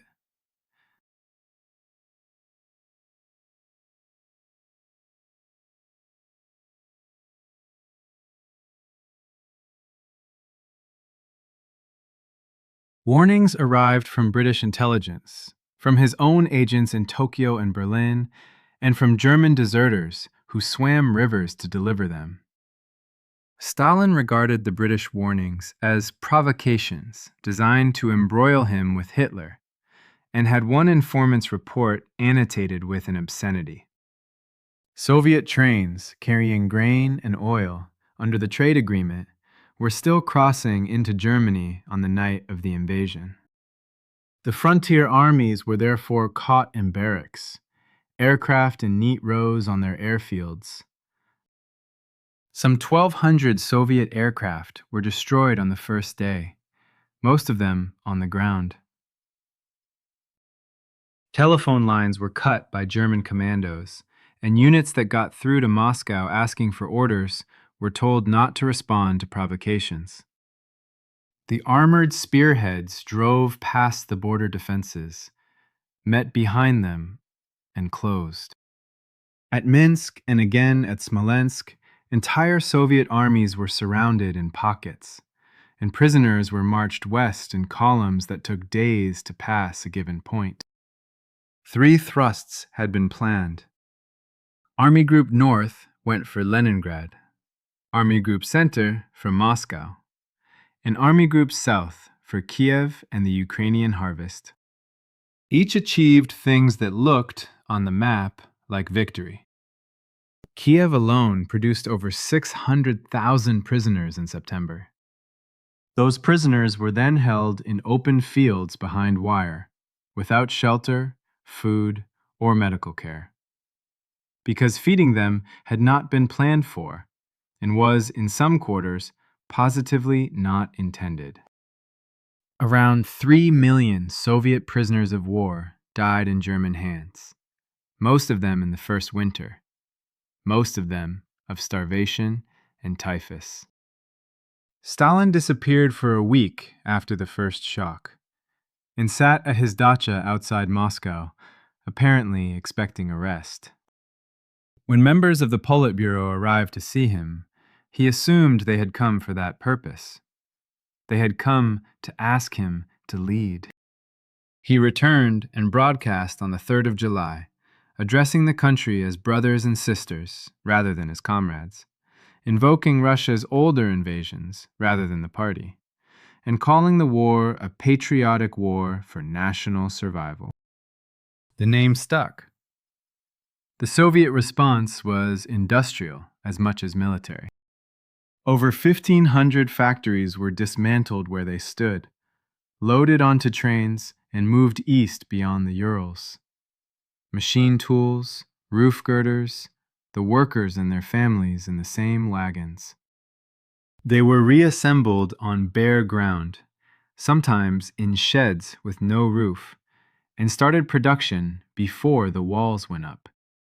Women and teenagers made up much of the workforce, on 12-hour shifts in temperatures that froze the machine oil. The tanks that stopped the Germans in 1942 came out of those relocated plants. Behind the German lines came the Einsatzgruppen, 4 SS task forces with a few thousand men between them. They followed the armies into captured towns, assembled the Jewish population on the pretext of resettlement, marched them to a ravine or a pit outside the town, and shot them. At Babi Yar outside Kiev in late September 1941, over 33,000 people were killed in 2 days by this method. Wehrmacht units provided cordons and transport, and local auxiliaries were recruited in the Baltic states and Ukraine. This phase of the Holocaust was done in the open, at close range, by men who then had to be given extra alcohol. And its inefficiency by the standards of its perpetrators contributed directly to the decision to build camps with gas chambers instead. The German advance slowed for reasons that were mundane. Russian roads were mostly unpaved, and the autumn rains turned them to mud deep enough to swallow a wheel to the axle, the Rasputitsa, which arrives twice a year and has defeated better planned campaigns. Supply columns were still using French and Czech lorries not built for it. The railways had to be relaid because Russian track is a wider gauge than German track, and every mile of advance lengthened the line back to the depots. Leningrad was not taken. Hitler decided against assaulting the city and ordered it starved instead.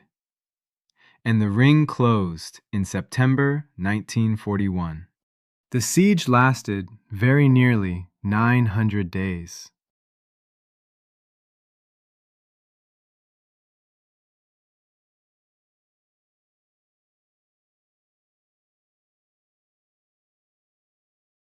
The bread ration in the worst winter fell to a slice a day, made partly of sawdust and cellulose.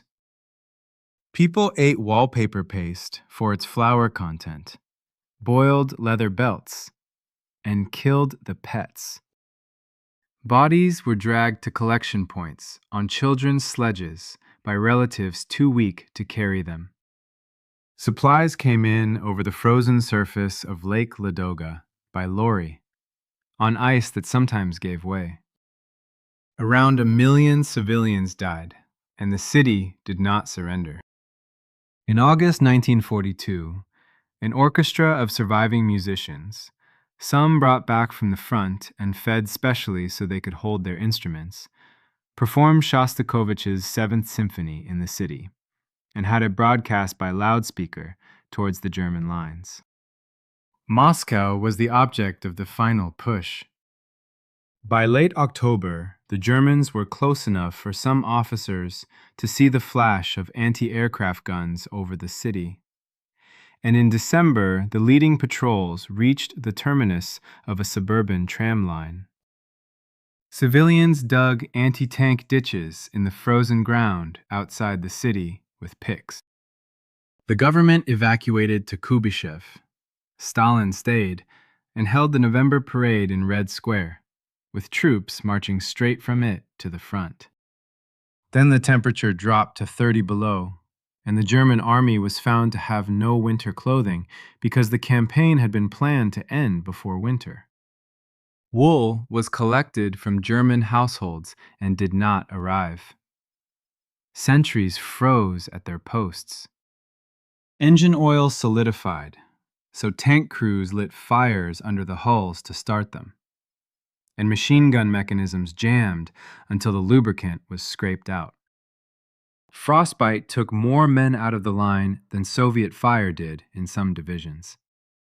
Stalin's spy in Tokyo, Richard Sorge, had reported that Japan intended to strike south rather than against Siberia.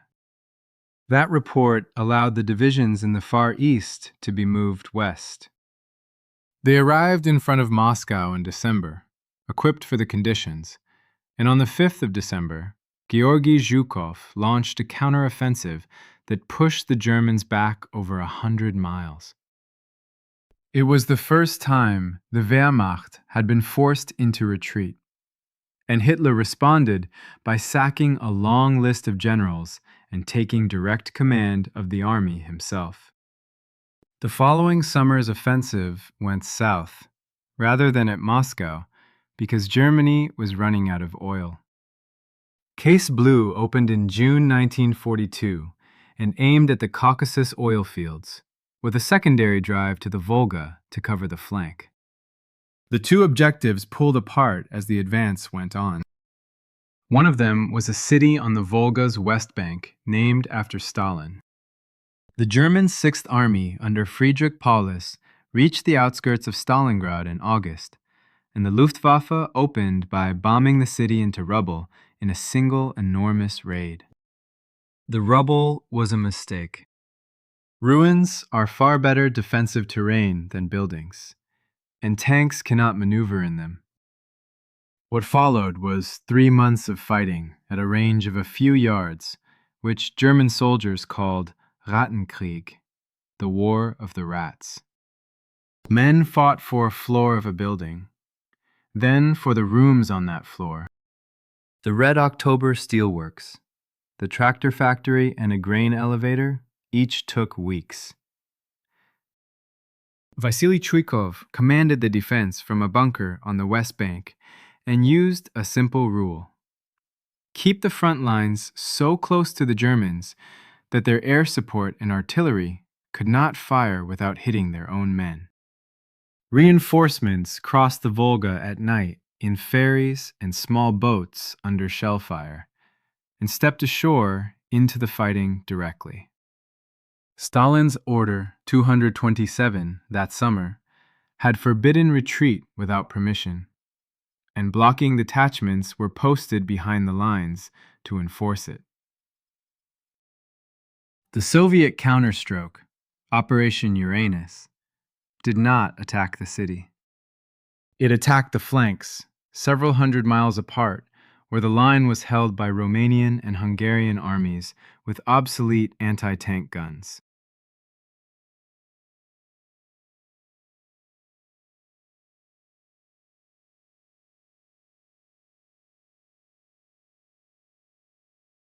Both flanks broke within 2 days.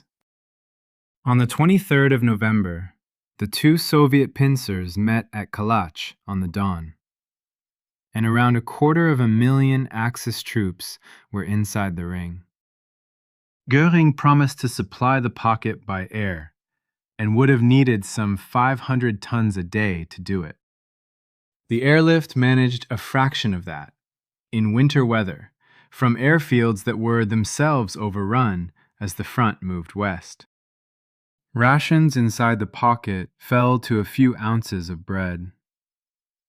The horses were eaten first. Men boiled leather, and the wounded lay in cellars without heat or morphine, while the temperature outside went to 30 below. Erich von Manstein's relief attempt in December got to within 30 miles and was stopped. Hitler forbade a breakout and forbade surrender, and promoted Paulus to field marshal at the end of January, on the reasoning that no German field marshal had ever been captured alive. Paulus surrendered the following day, the 31st of January, 1943, from a basement under a department store. About 90,000 men went into captivity, skeletal and frostbitten. Fewer than 6,000 of them ever returned to Germany, most of them in the 1950s. Germany was put into 3 days of official mourning, with the radio playing nothing but solemn music. Kursk followed in July, and it was the last German offensive in the east. A bulge in the front around the city invited an attack from both shoulders, and the Germans took months to assemble their new Panther and Tiger tanks for it, which gave the Soviets time to prepare. The defenders dug 8 successive belts of trenches, laid something like 1 million mines, and evacuated the civilians. Soviet intelligence knew the plan in detail. The attack began on the 5th of July and ground forward a few miles a day into ground designed to absorb it, and the great tank action at Prokhorovka took place at ranges close enough that the German optical advantage stopped mattering. Hitler called the offensive off within a fortnight, partly because Allied troops had just landed in Sicily. After Kursk, the Germans in the east never mounted a major attack again. The Red Army did, continuously, for the next 22 months, and the direction of travel was west. American factories in 1941 were making cars, refrigerators, and washing machines. By the middle of 1942, they were making almost none of those things, because the government had banned civilian car production outright, and the plants had been converted. Ford built a factory at Willow Run in Michigan specifically to produce B-24 bombers on a moving assembly line, the way Ford produced everything. And at its peak, it turned out a 4-engine bomber roughly every hour. Henry Kaiser's shipyards applied the same principle to Liberty ships, welding prefabricated sections together rather than riveting hulls from the keel up, and cut the build time from months to days. The mechanism behind this was not patriotism, but contracts. The federal government paid for the new plant, guaranteed to buy the output, and let manufacturers keep a percentage on top of costs. A company that retooled, therefore, took no risk, which is why they retooled quickly. Unemployment, which had been the central fact of American life for a decade, vanished inside 2 years. 7 million people moved to find that work. Shipyard towns on the West Coast tripled in size, and workers slept in shifts, in beds rented by the 8 hours. Around 1.5 million African Americans left the rural South for factories in Detroit, Chicago, and Oakland, and found that the jobs were segregated, the unions often closed, and the housing worse than promised. A. Philip Randolph threatened a march on Washington in 1941, and Roosevelt issued an order banning discrimination in defense industries rather than face it. The black press ran the Double V campaign: victory over fascism abroad and over racism at home, which the government disliked and tolerated.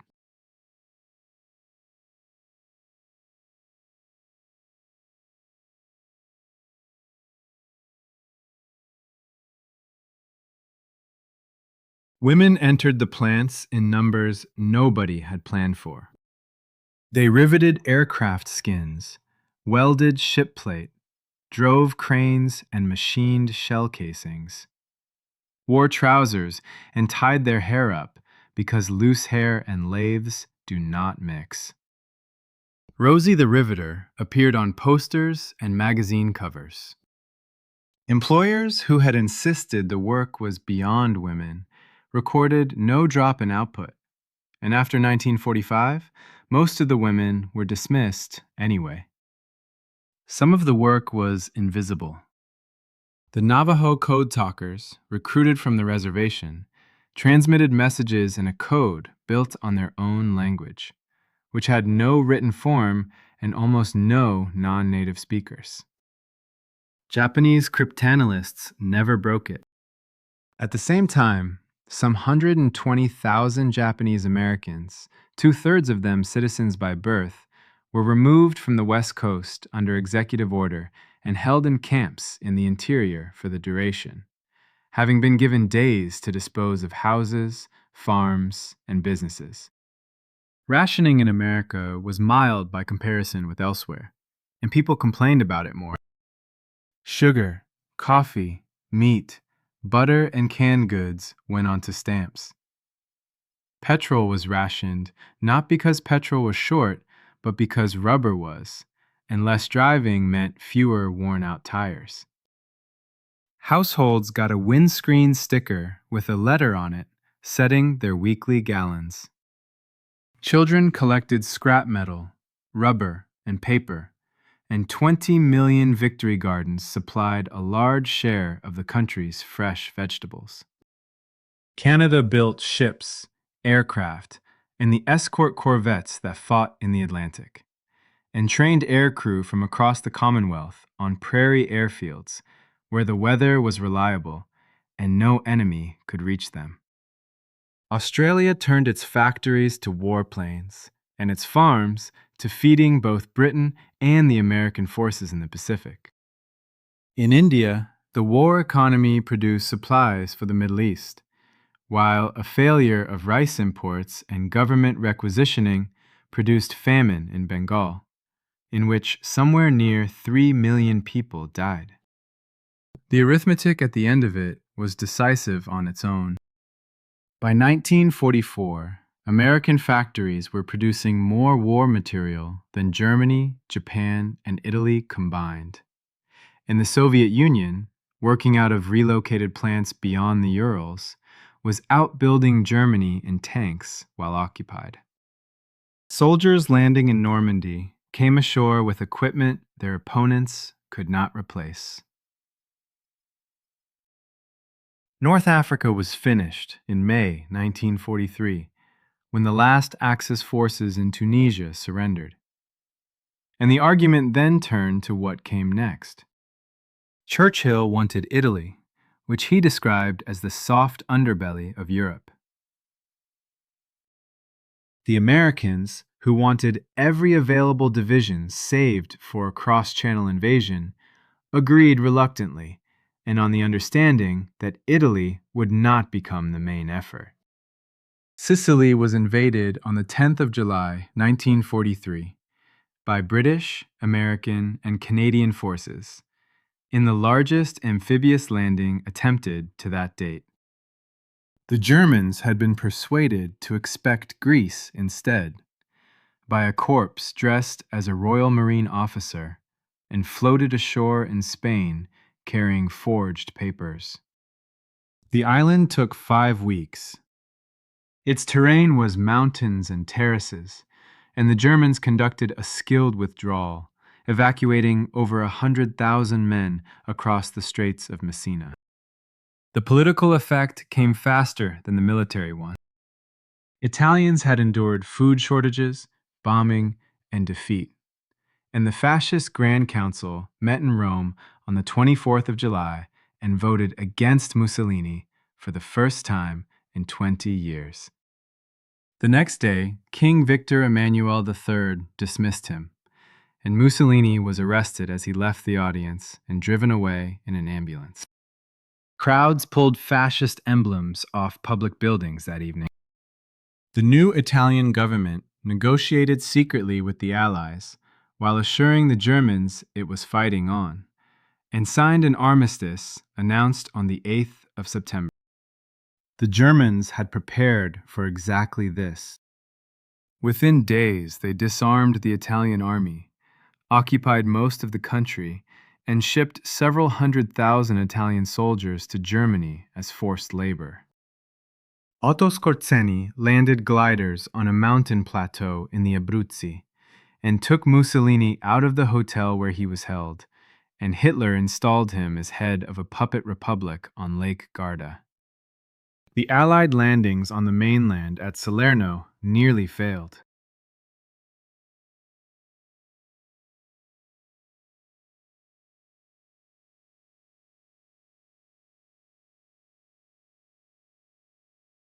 German counterattacks came close to splitting the beachhead, and naval gunfire from offshore held the line. What followed was 20 months of climbing. Italy is a long mountainous peninsula, with rivers running across the line of advance, and every ridge had to be taken from men looking down. Monte Cassino was the worst of it.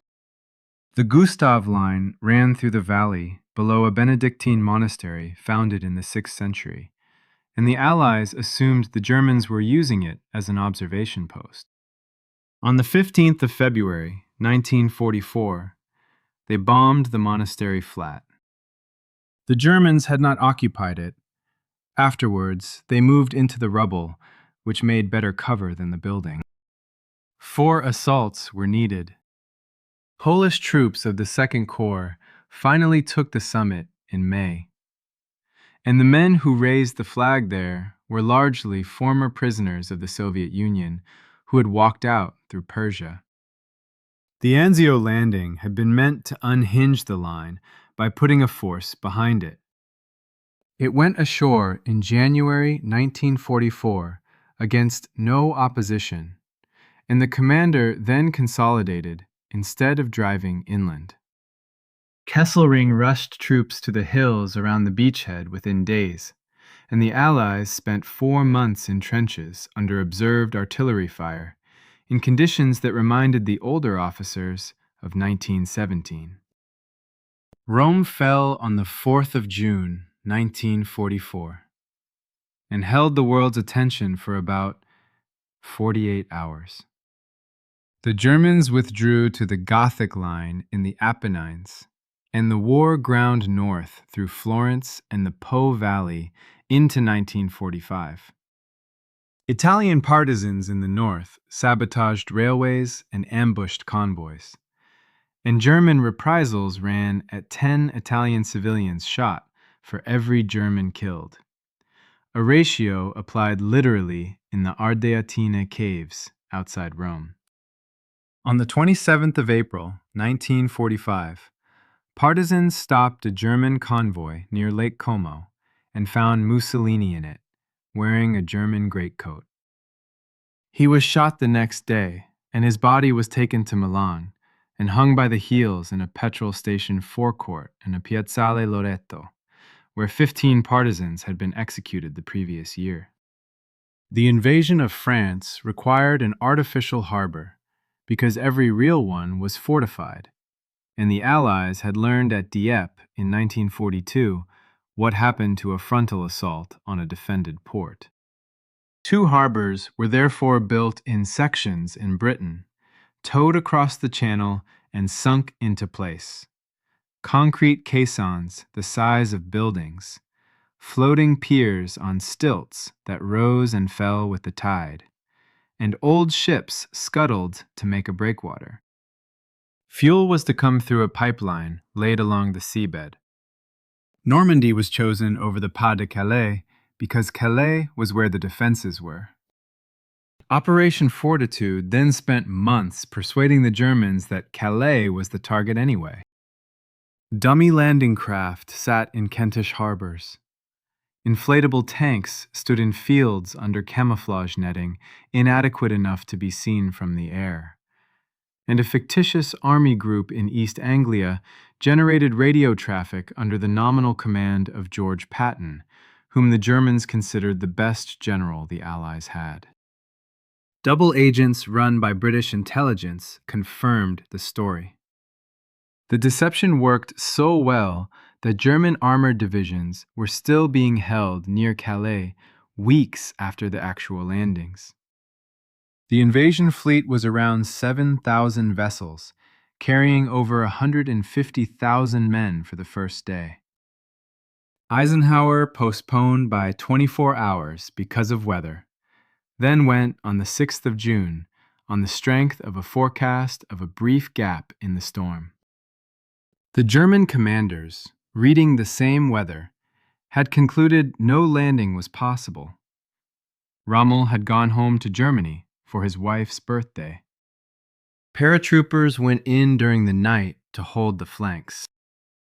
Many were scattered miles from their drop zones by cloud and anti-aircraft fire, and some drowned in fields the Germans had deliberately flooded, dragged under by equipment. The scattering had one accidental benefit. Reports of Americans in dozens of places at once made the German staff wildly overestimate the scale of the drop. British glider troops landed beside the bridge over the Caen Canal at 10 past midnight and took it in 10 minutes. At dawn, the naval bombardment opened, and the landing craft went in. Utah Beach was carried at low cost, partly because the current pushed the first wave a mile from its intended position onto a weaker sector.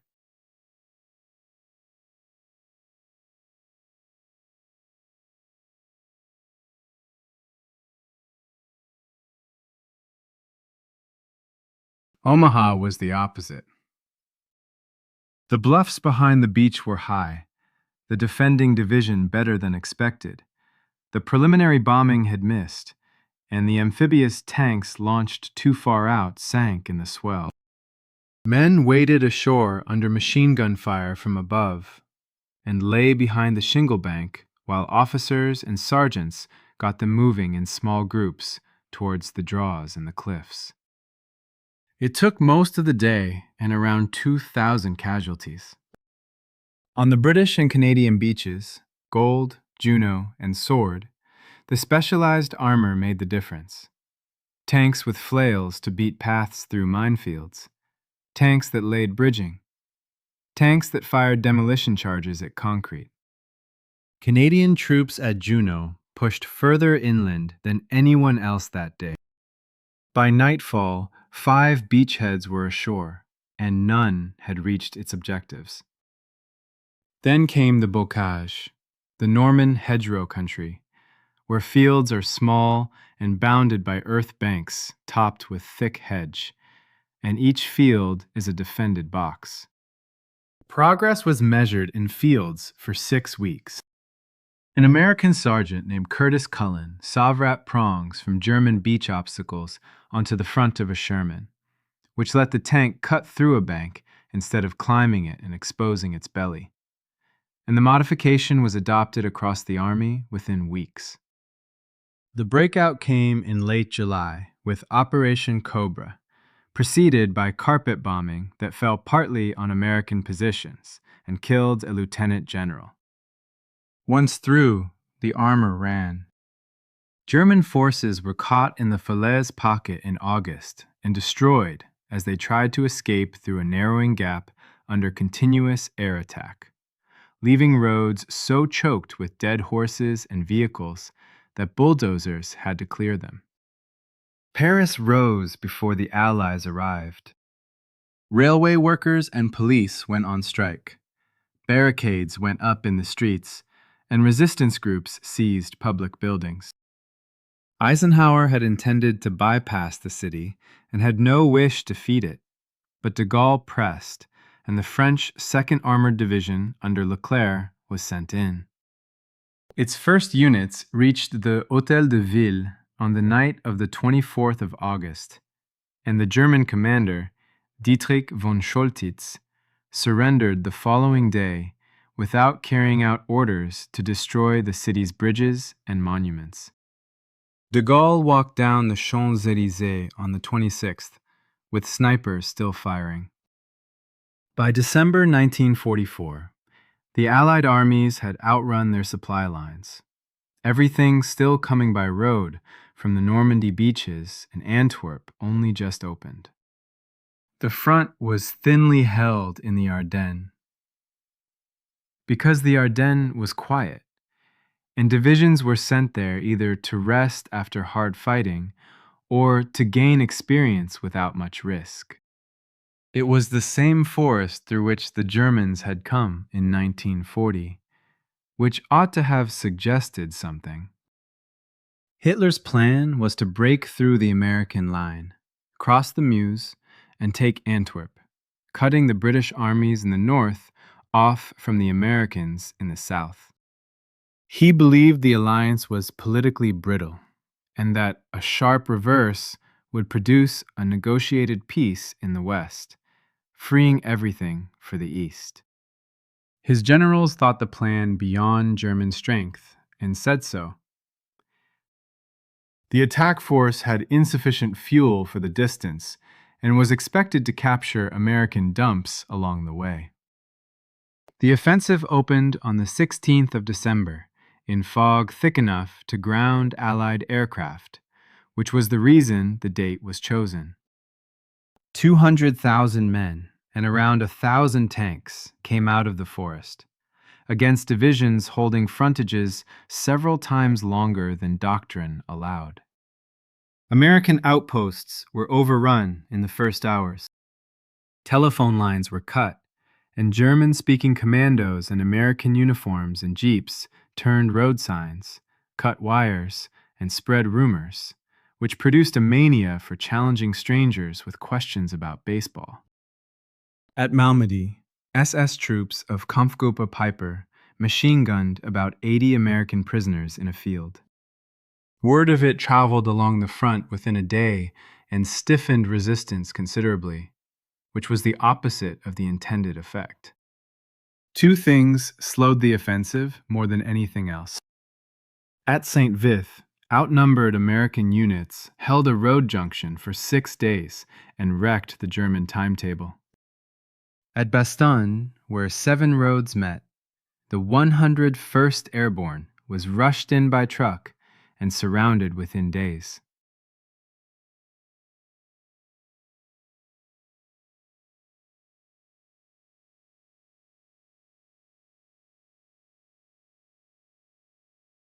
Short of ammunition, medical supplies, and winter clothing, in snow and severe frost, they held the perimeter. When a German party came forward under a flag to demand surrender, the acting commander, Anthony McAuliffe, replied with the single word, "nuts," which had to be explained to the Germans as meaning no. The weather cleared on the 23rd of December. Allied fighter bombers came up and attacked the German columns strung along the forest roads, and transport aircraft dropped supplies into Bastogne. Patton had already turned 3 divisions of 3rd Army 90 degrees and marched them north through ice, and his lead elements reached Bastogne on the 26th.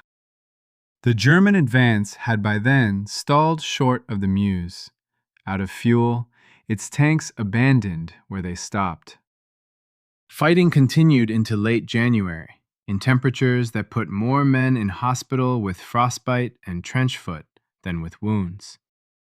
American casualties came to around 80,000, the heaviest of any battle the United States fought in the war. German losses were greater and, crucially, unreplaceable. The last reserves of armor and trained men had been spent in a forest, and the road across the Rhine was now held by an enemy with more of everything. By April 1945, the Reich held a strip of territory between two advancing armies. British and American forces had crossed the Rhine at Remagen in March, when a railway bridge was captured intact before its demolition charges could bring it down, and were into the industrial Ruhr. The Red Army stood on the Oder, about 50 miles from Berlin. Refugees moved west along the roads in enormous columns, mostly women, children, and the old, fleeing what they had been told the Russians would do, and what, in many places, the Russians did. Hitler had moved into the bunker under the Reich Chancellery Garden in January, and did not come up again except to walk a dog. The rooms were low, concrete, ventilated by a noisy pump, and lit by bulbs that dimmed when the generator faltered. He held military conferences there twice a day, moving markers for divisions that had been destroyed weeks earlier, and ordering counterattacks by units that existed only on his map. His left hand shook. Officers who told him the truth about the front were accused of treason. Berlin itself had been bombed for years, and much of the center was already rubble. Now the regime demanded a defense of it. The Volkssturm called up men between 16 and 60, veterans of the previous war, clerks, shopkeepers, and issued them rifles of various nationalities with a few rounds each, and Panzerfausts, single-shot anti-tank weapons that required standing within 30 yards of a tank. Hitler Youth boys were posted at bridges. Civilians dug tank ditches, and anyone found leaving the line was liable to be hanged from a lamppost by roving SS patrols with a placard round his neck. The Soviet offensive opened on the 16th of April with an artillery barrage from thousands of guns firing at once along the Oder, followed by anti-aircraft searchlights turned on the German positions to blind the defenders. The searchlights lit the dust and smoke instead, and silhouetted the attacking infantry, and the Seelow Heights cost Zhukov tens of thousands of men over 4 days. Once through, two Soviet fronts swung round the city from north and south and met to the west of it. Berlin was encircled by the 25th of April, with over 2 million civilians inside. The fighting inside was street by street and floor by floor. Soviet troops brought heavy artillery into the avenues and fired over open sights into buildings at 100 yards.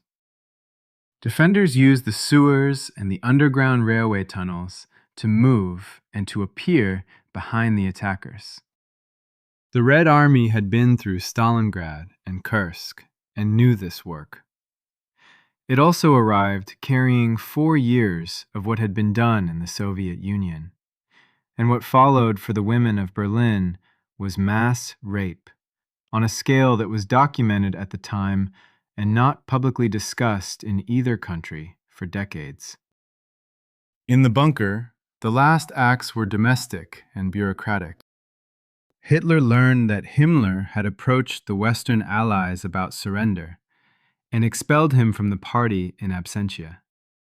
On the 29th of April, he married Eva Braun in a small civil ceremony conducted by a registrar found somewhere in the fighting, with Goebbels and Bormann as witnesses, and then dictated his political testament, which blamed the Jews for the war and named Admiral Dönitz as his successor.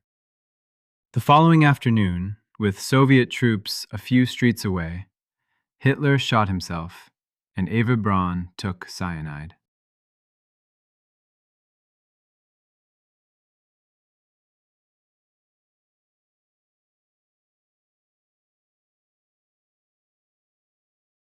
Their bodies were carried up to the garden, doused in petrol and burned by aides working between shell bursts. Joseph Goebbels became chancellor for one day. He and his wife Magda had their 6 children given morphine and then cyanide in the bunker's lower rooms, and then killed themselves. Soviet soldiers raised a flag over the Reichstag on the 2nd of May. And the photograph that made the moment famous was staged the following day, with a wristwatch retouched out of the picture because the soldier appeared to be wearing 2. Berlin's garrison surrendered on the 2nd of May.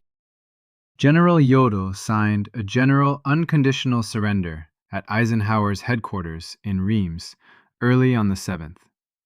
And the Soviets insisted on a second signing in Berlin, which Keitel carried out just before midnight on the 8th. Crowds filled Trafalgar Square, the Champs-Élysées, and Times Square.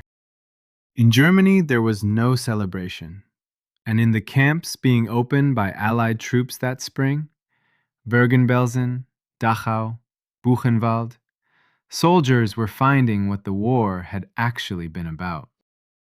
Japan was not close to surrender in the summer of 1945, though it was close to ruin.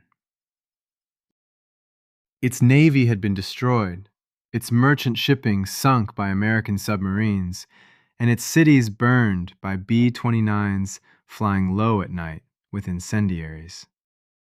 The raid on Tokyo in March had killed around 100,000 people in a single night and burned out 16 square miles of a city built largely of wood and paper. 60-odd cities were attacked in the same way over the following months. The Japanese army nonetheless intended to fight for the home islands. The plan, Ketsugo, was to concentrate everything at the likely landing beaches on Kyushu, including several thousand aircraft held back for suicide attacks on the invasion fleet, and to inflict casualties heavy enough that Washington would negotiate rather than continue. Civilians were being drilled with bamboo spears. On Okinawa that spring, both the garrison and a large part of the civilian population had died rather than surrender, many by their own hand. And the American planners drew the obvious conclusion about the mainland. Operation Downfall was scheduled in 2 stages. Kyushu in November 1945, the Tokyo Plain in the spring of 1946. Casualty estimates varied wildly, and all of them were large. 500,000 Purple Heart medals were manufactured in anticipation, a stock that lasted the United States through Korea, Vietnam, and every conflict since. The alternative had been under construction since 1942. The Manhattan Project employed well over 100,000 people across sites at Los Alamos, Oak Ridge, and Hanford, most of whom did not know what they were building. Robert Oppenheimer ran the laboratory, and Leslie Groves ran everything else. The hard part was not physics, but material. Separating uranium isotopes by the ton and manufacturing plutonium in reactors, both at industrial scale for the first time. The first test was made in the New Mexico desert on the 16th of July, 1945. The device was a plutonium implosion design nicknamed the Gadget, and the flash was seen 150 miles away. Sand around the tower fused into green glass. Truman, who had been president for 3 months and had not known the project existed until Roosevelt died, received the news at the Potsdam Conference and mentioned to Stalin that America had a new weapon of unusual destructive force. Stalin, whose intelligence services had been reporting on Los Alamos for years, said he hoped good use would be made of it. Hiroshima was chosen because it had military headquarters and had not been firebombed, so the effects could be measured. A B-29 named Enola Gay commanded by Paul Tibbets, dropped a uranium bomb over the city at 8:15 on the morning of the 6th of August. It detonated about 1,900 feet up, which spread the blast further than a ground burst would have. Within a fraction of a second, the temperature at the center exceeded anything on the surface of the Earth. People close to the hypocenter left shadows on stone where their bodies had shielded it.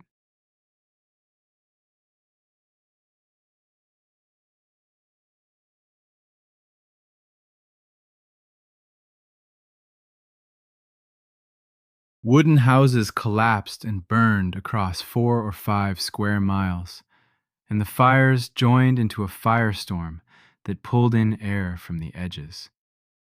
Survivors walked out of the city with skin hanging from their arms and burns patterned to match the darker parts of the clothing they had been wearing, because dark cloth absorbed the flash and light cloth reflected it.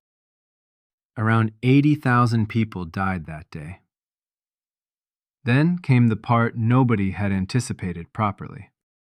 People who had walked away unhurt began, over the following days and weeks, to develop fever, bleeding gums, hair loss, and infections that would not heal.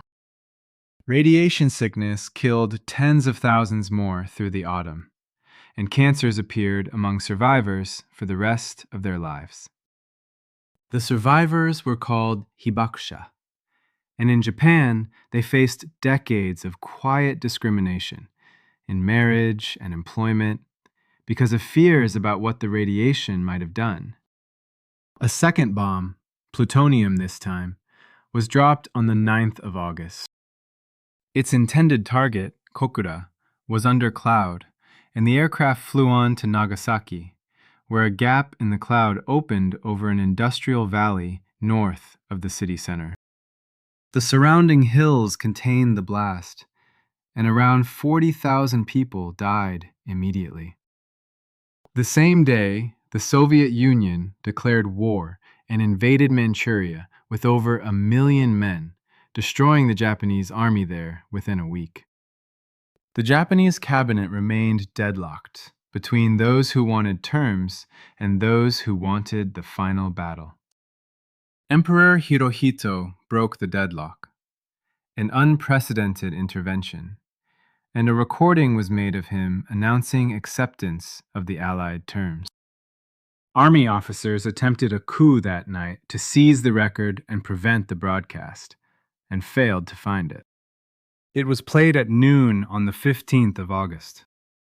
Most Japanese had never heard the emperor's voice, and he spoke in a formal court language many listeners could barely follow, saying that the war situation had developed not necessarily to Japan's advantage, and that the time had come to endure the unendurable.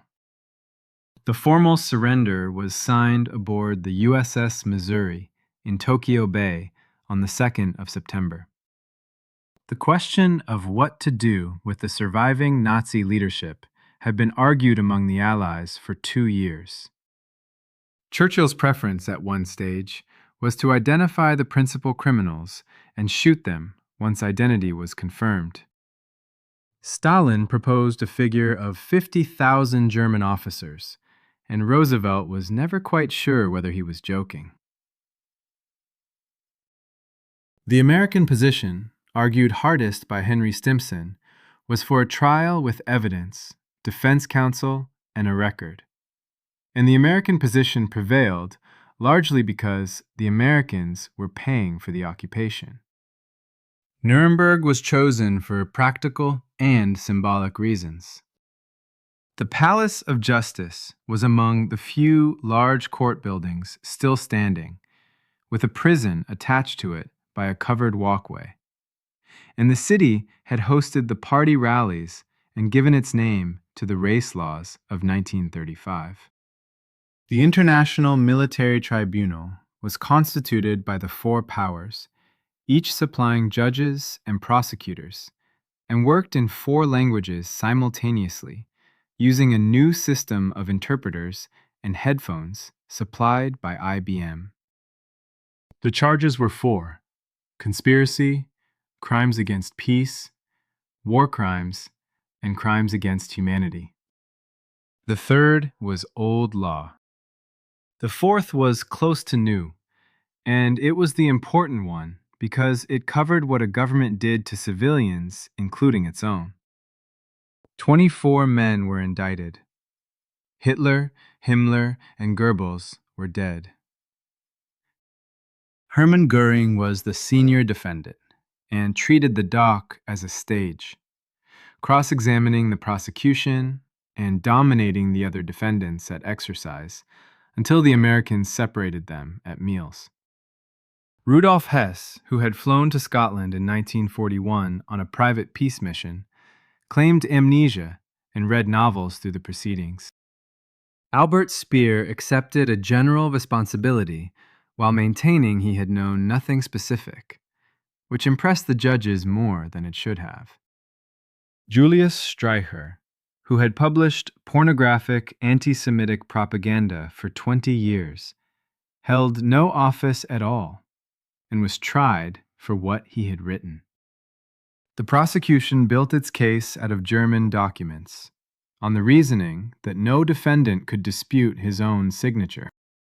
The regime had recorded everything: deportation schedules, quotas, requisitions of clothing from the dead, the Wannsee minutes. Films shot by Allied cameramen in the camps were shown in court, and the lights were left on over the dock so the defendants' faces could be watched.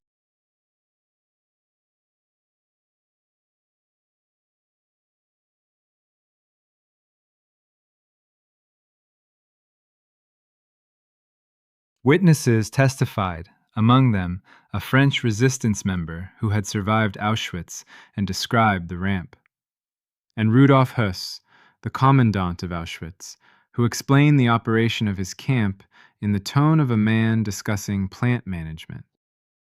The defense argued that the tribunal was victor's justice, that the charges were invented after the fact, and that soldiers had obeyed lawful orders. The Soviet delegation's presence made the first argument awkward, particularly when the Soviets attempted to attribute the Katyn massacre to the Germans, and the tribunal quietly declined to make a finding. On the third argument, the judgment was explicit and became the lasting principle. Superior orders may mitigate a sentence, but do not excuse the crime. Verdicts came on the 1st of October, 1946. 12 men were sentenced to hang, 3 acquitted, the rest given prison terms. Goering obtained a cyanide capsule and used it hours before the executions, which took place in a gymnasium in the prison courtyard on the 16th of October. The bodies were cremated at Dachau, and the ashes tipped into a tributary of the Isar, so that there would be nowhere to lay flowers. Later trials at Nuremberg prosecuted doctors, judges, industrialists, and the commanders of the Einsatzgruppen. The organization meant to prevent the next war had been sketched while this one was still being lost. Roosevelt and Churchill met aboard warships off Newfoundland in August 1941, 4 months before the United States entered the war, and issued the Atlantic Charter. No territorial gains, self-determination, free trade, freedom from want and fear. Roosevelt supplied the phrase United Nations in January 1942 for the 26 countries that pledged not to make separate peace. The structure was worked out at Dumbarton Oaks in Washington in 1944 by the Americans, British, Soviets, and Chinese, and the hard bargaining concerned the veto. The League of Nations had failed, partly because the United States never joined, and partly because it could only recommend.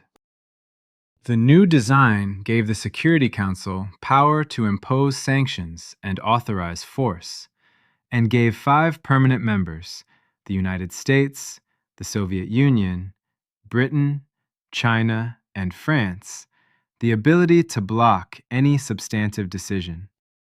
Smaller countries objected loudly at San Francisco, where 50 nations met from April 1945 to write the charter while the fighting in Europe was still finishing. The answer given to them was blunt. An organization the great powers could outvote is an organization the great powers will leave. The veto was the price of American and Soviet membership, and everyone understood that it also guaranteed the Council would be paralyzed whenever those two disagreed. Put plainly, the arrangement bought universality at the cost of enforcement against the strong. The charter was signed on the 26th of June, 1945, and opened with the words, "We, the peoples of the United Nations, determined to save succeeding generations from the scourge of war." It came into force in October. 6 principal organs were established: a General Assembly, where every member had 1 vote, the Security Council, an Economic and Social Council, a Trusteeship Council for territories not yet self-governing, an International Court of Justice at The Hague, and a Secretariat. The immediate work was relief. Something like 11 million displaced people were moving across Europe. Freed prisoners, forced laborers, camp survivors, expelled populations, and they had to be fed, housed, and, where possible, sent home. UNRRA had begun this during the war, and its functions passed to new agencies. UNICEF was created in 1946 to feed children in countries that had recently been enemies as well as allies. The World Health Organization followed in 1948. That year also produced the Universal Declaration of Human Rights, drafted by a commission chaired by Eleanor Roosevelt with the Lebanese philosopher Charles Malik and the Chinese diplomat Peng Chun-Chang among its principal authors. Chang argued successfully that the document should draw on more than European traditions, and the wording was adjusted so that no single religion or philosophy underwrote it. The Assembly adopted it in Paris in December 1948, with the Soviet bloc, South Africa, and Saudi Arabia abstaining. It bound nobody legally and was cited immediately by everybody, which turned out to be its use. By then, the coalition that wrote the charter had already split. Berlin was under blockade and supplied by air, and within 2 years, the Security Council would be unable to act on Korea, except by an accident of Soviet absence from the room.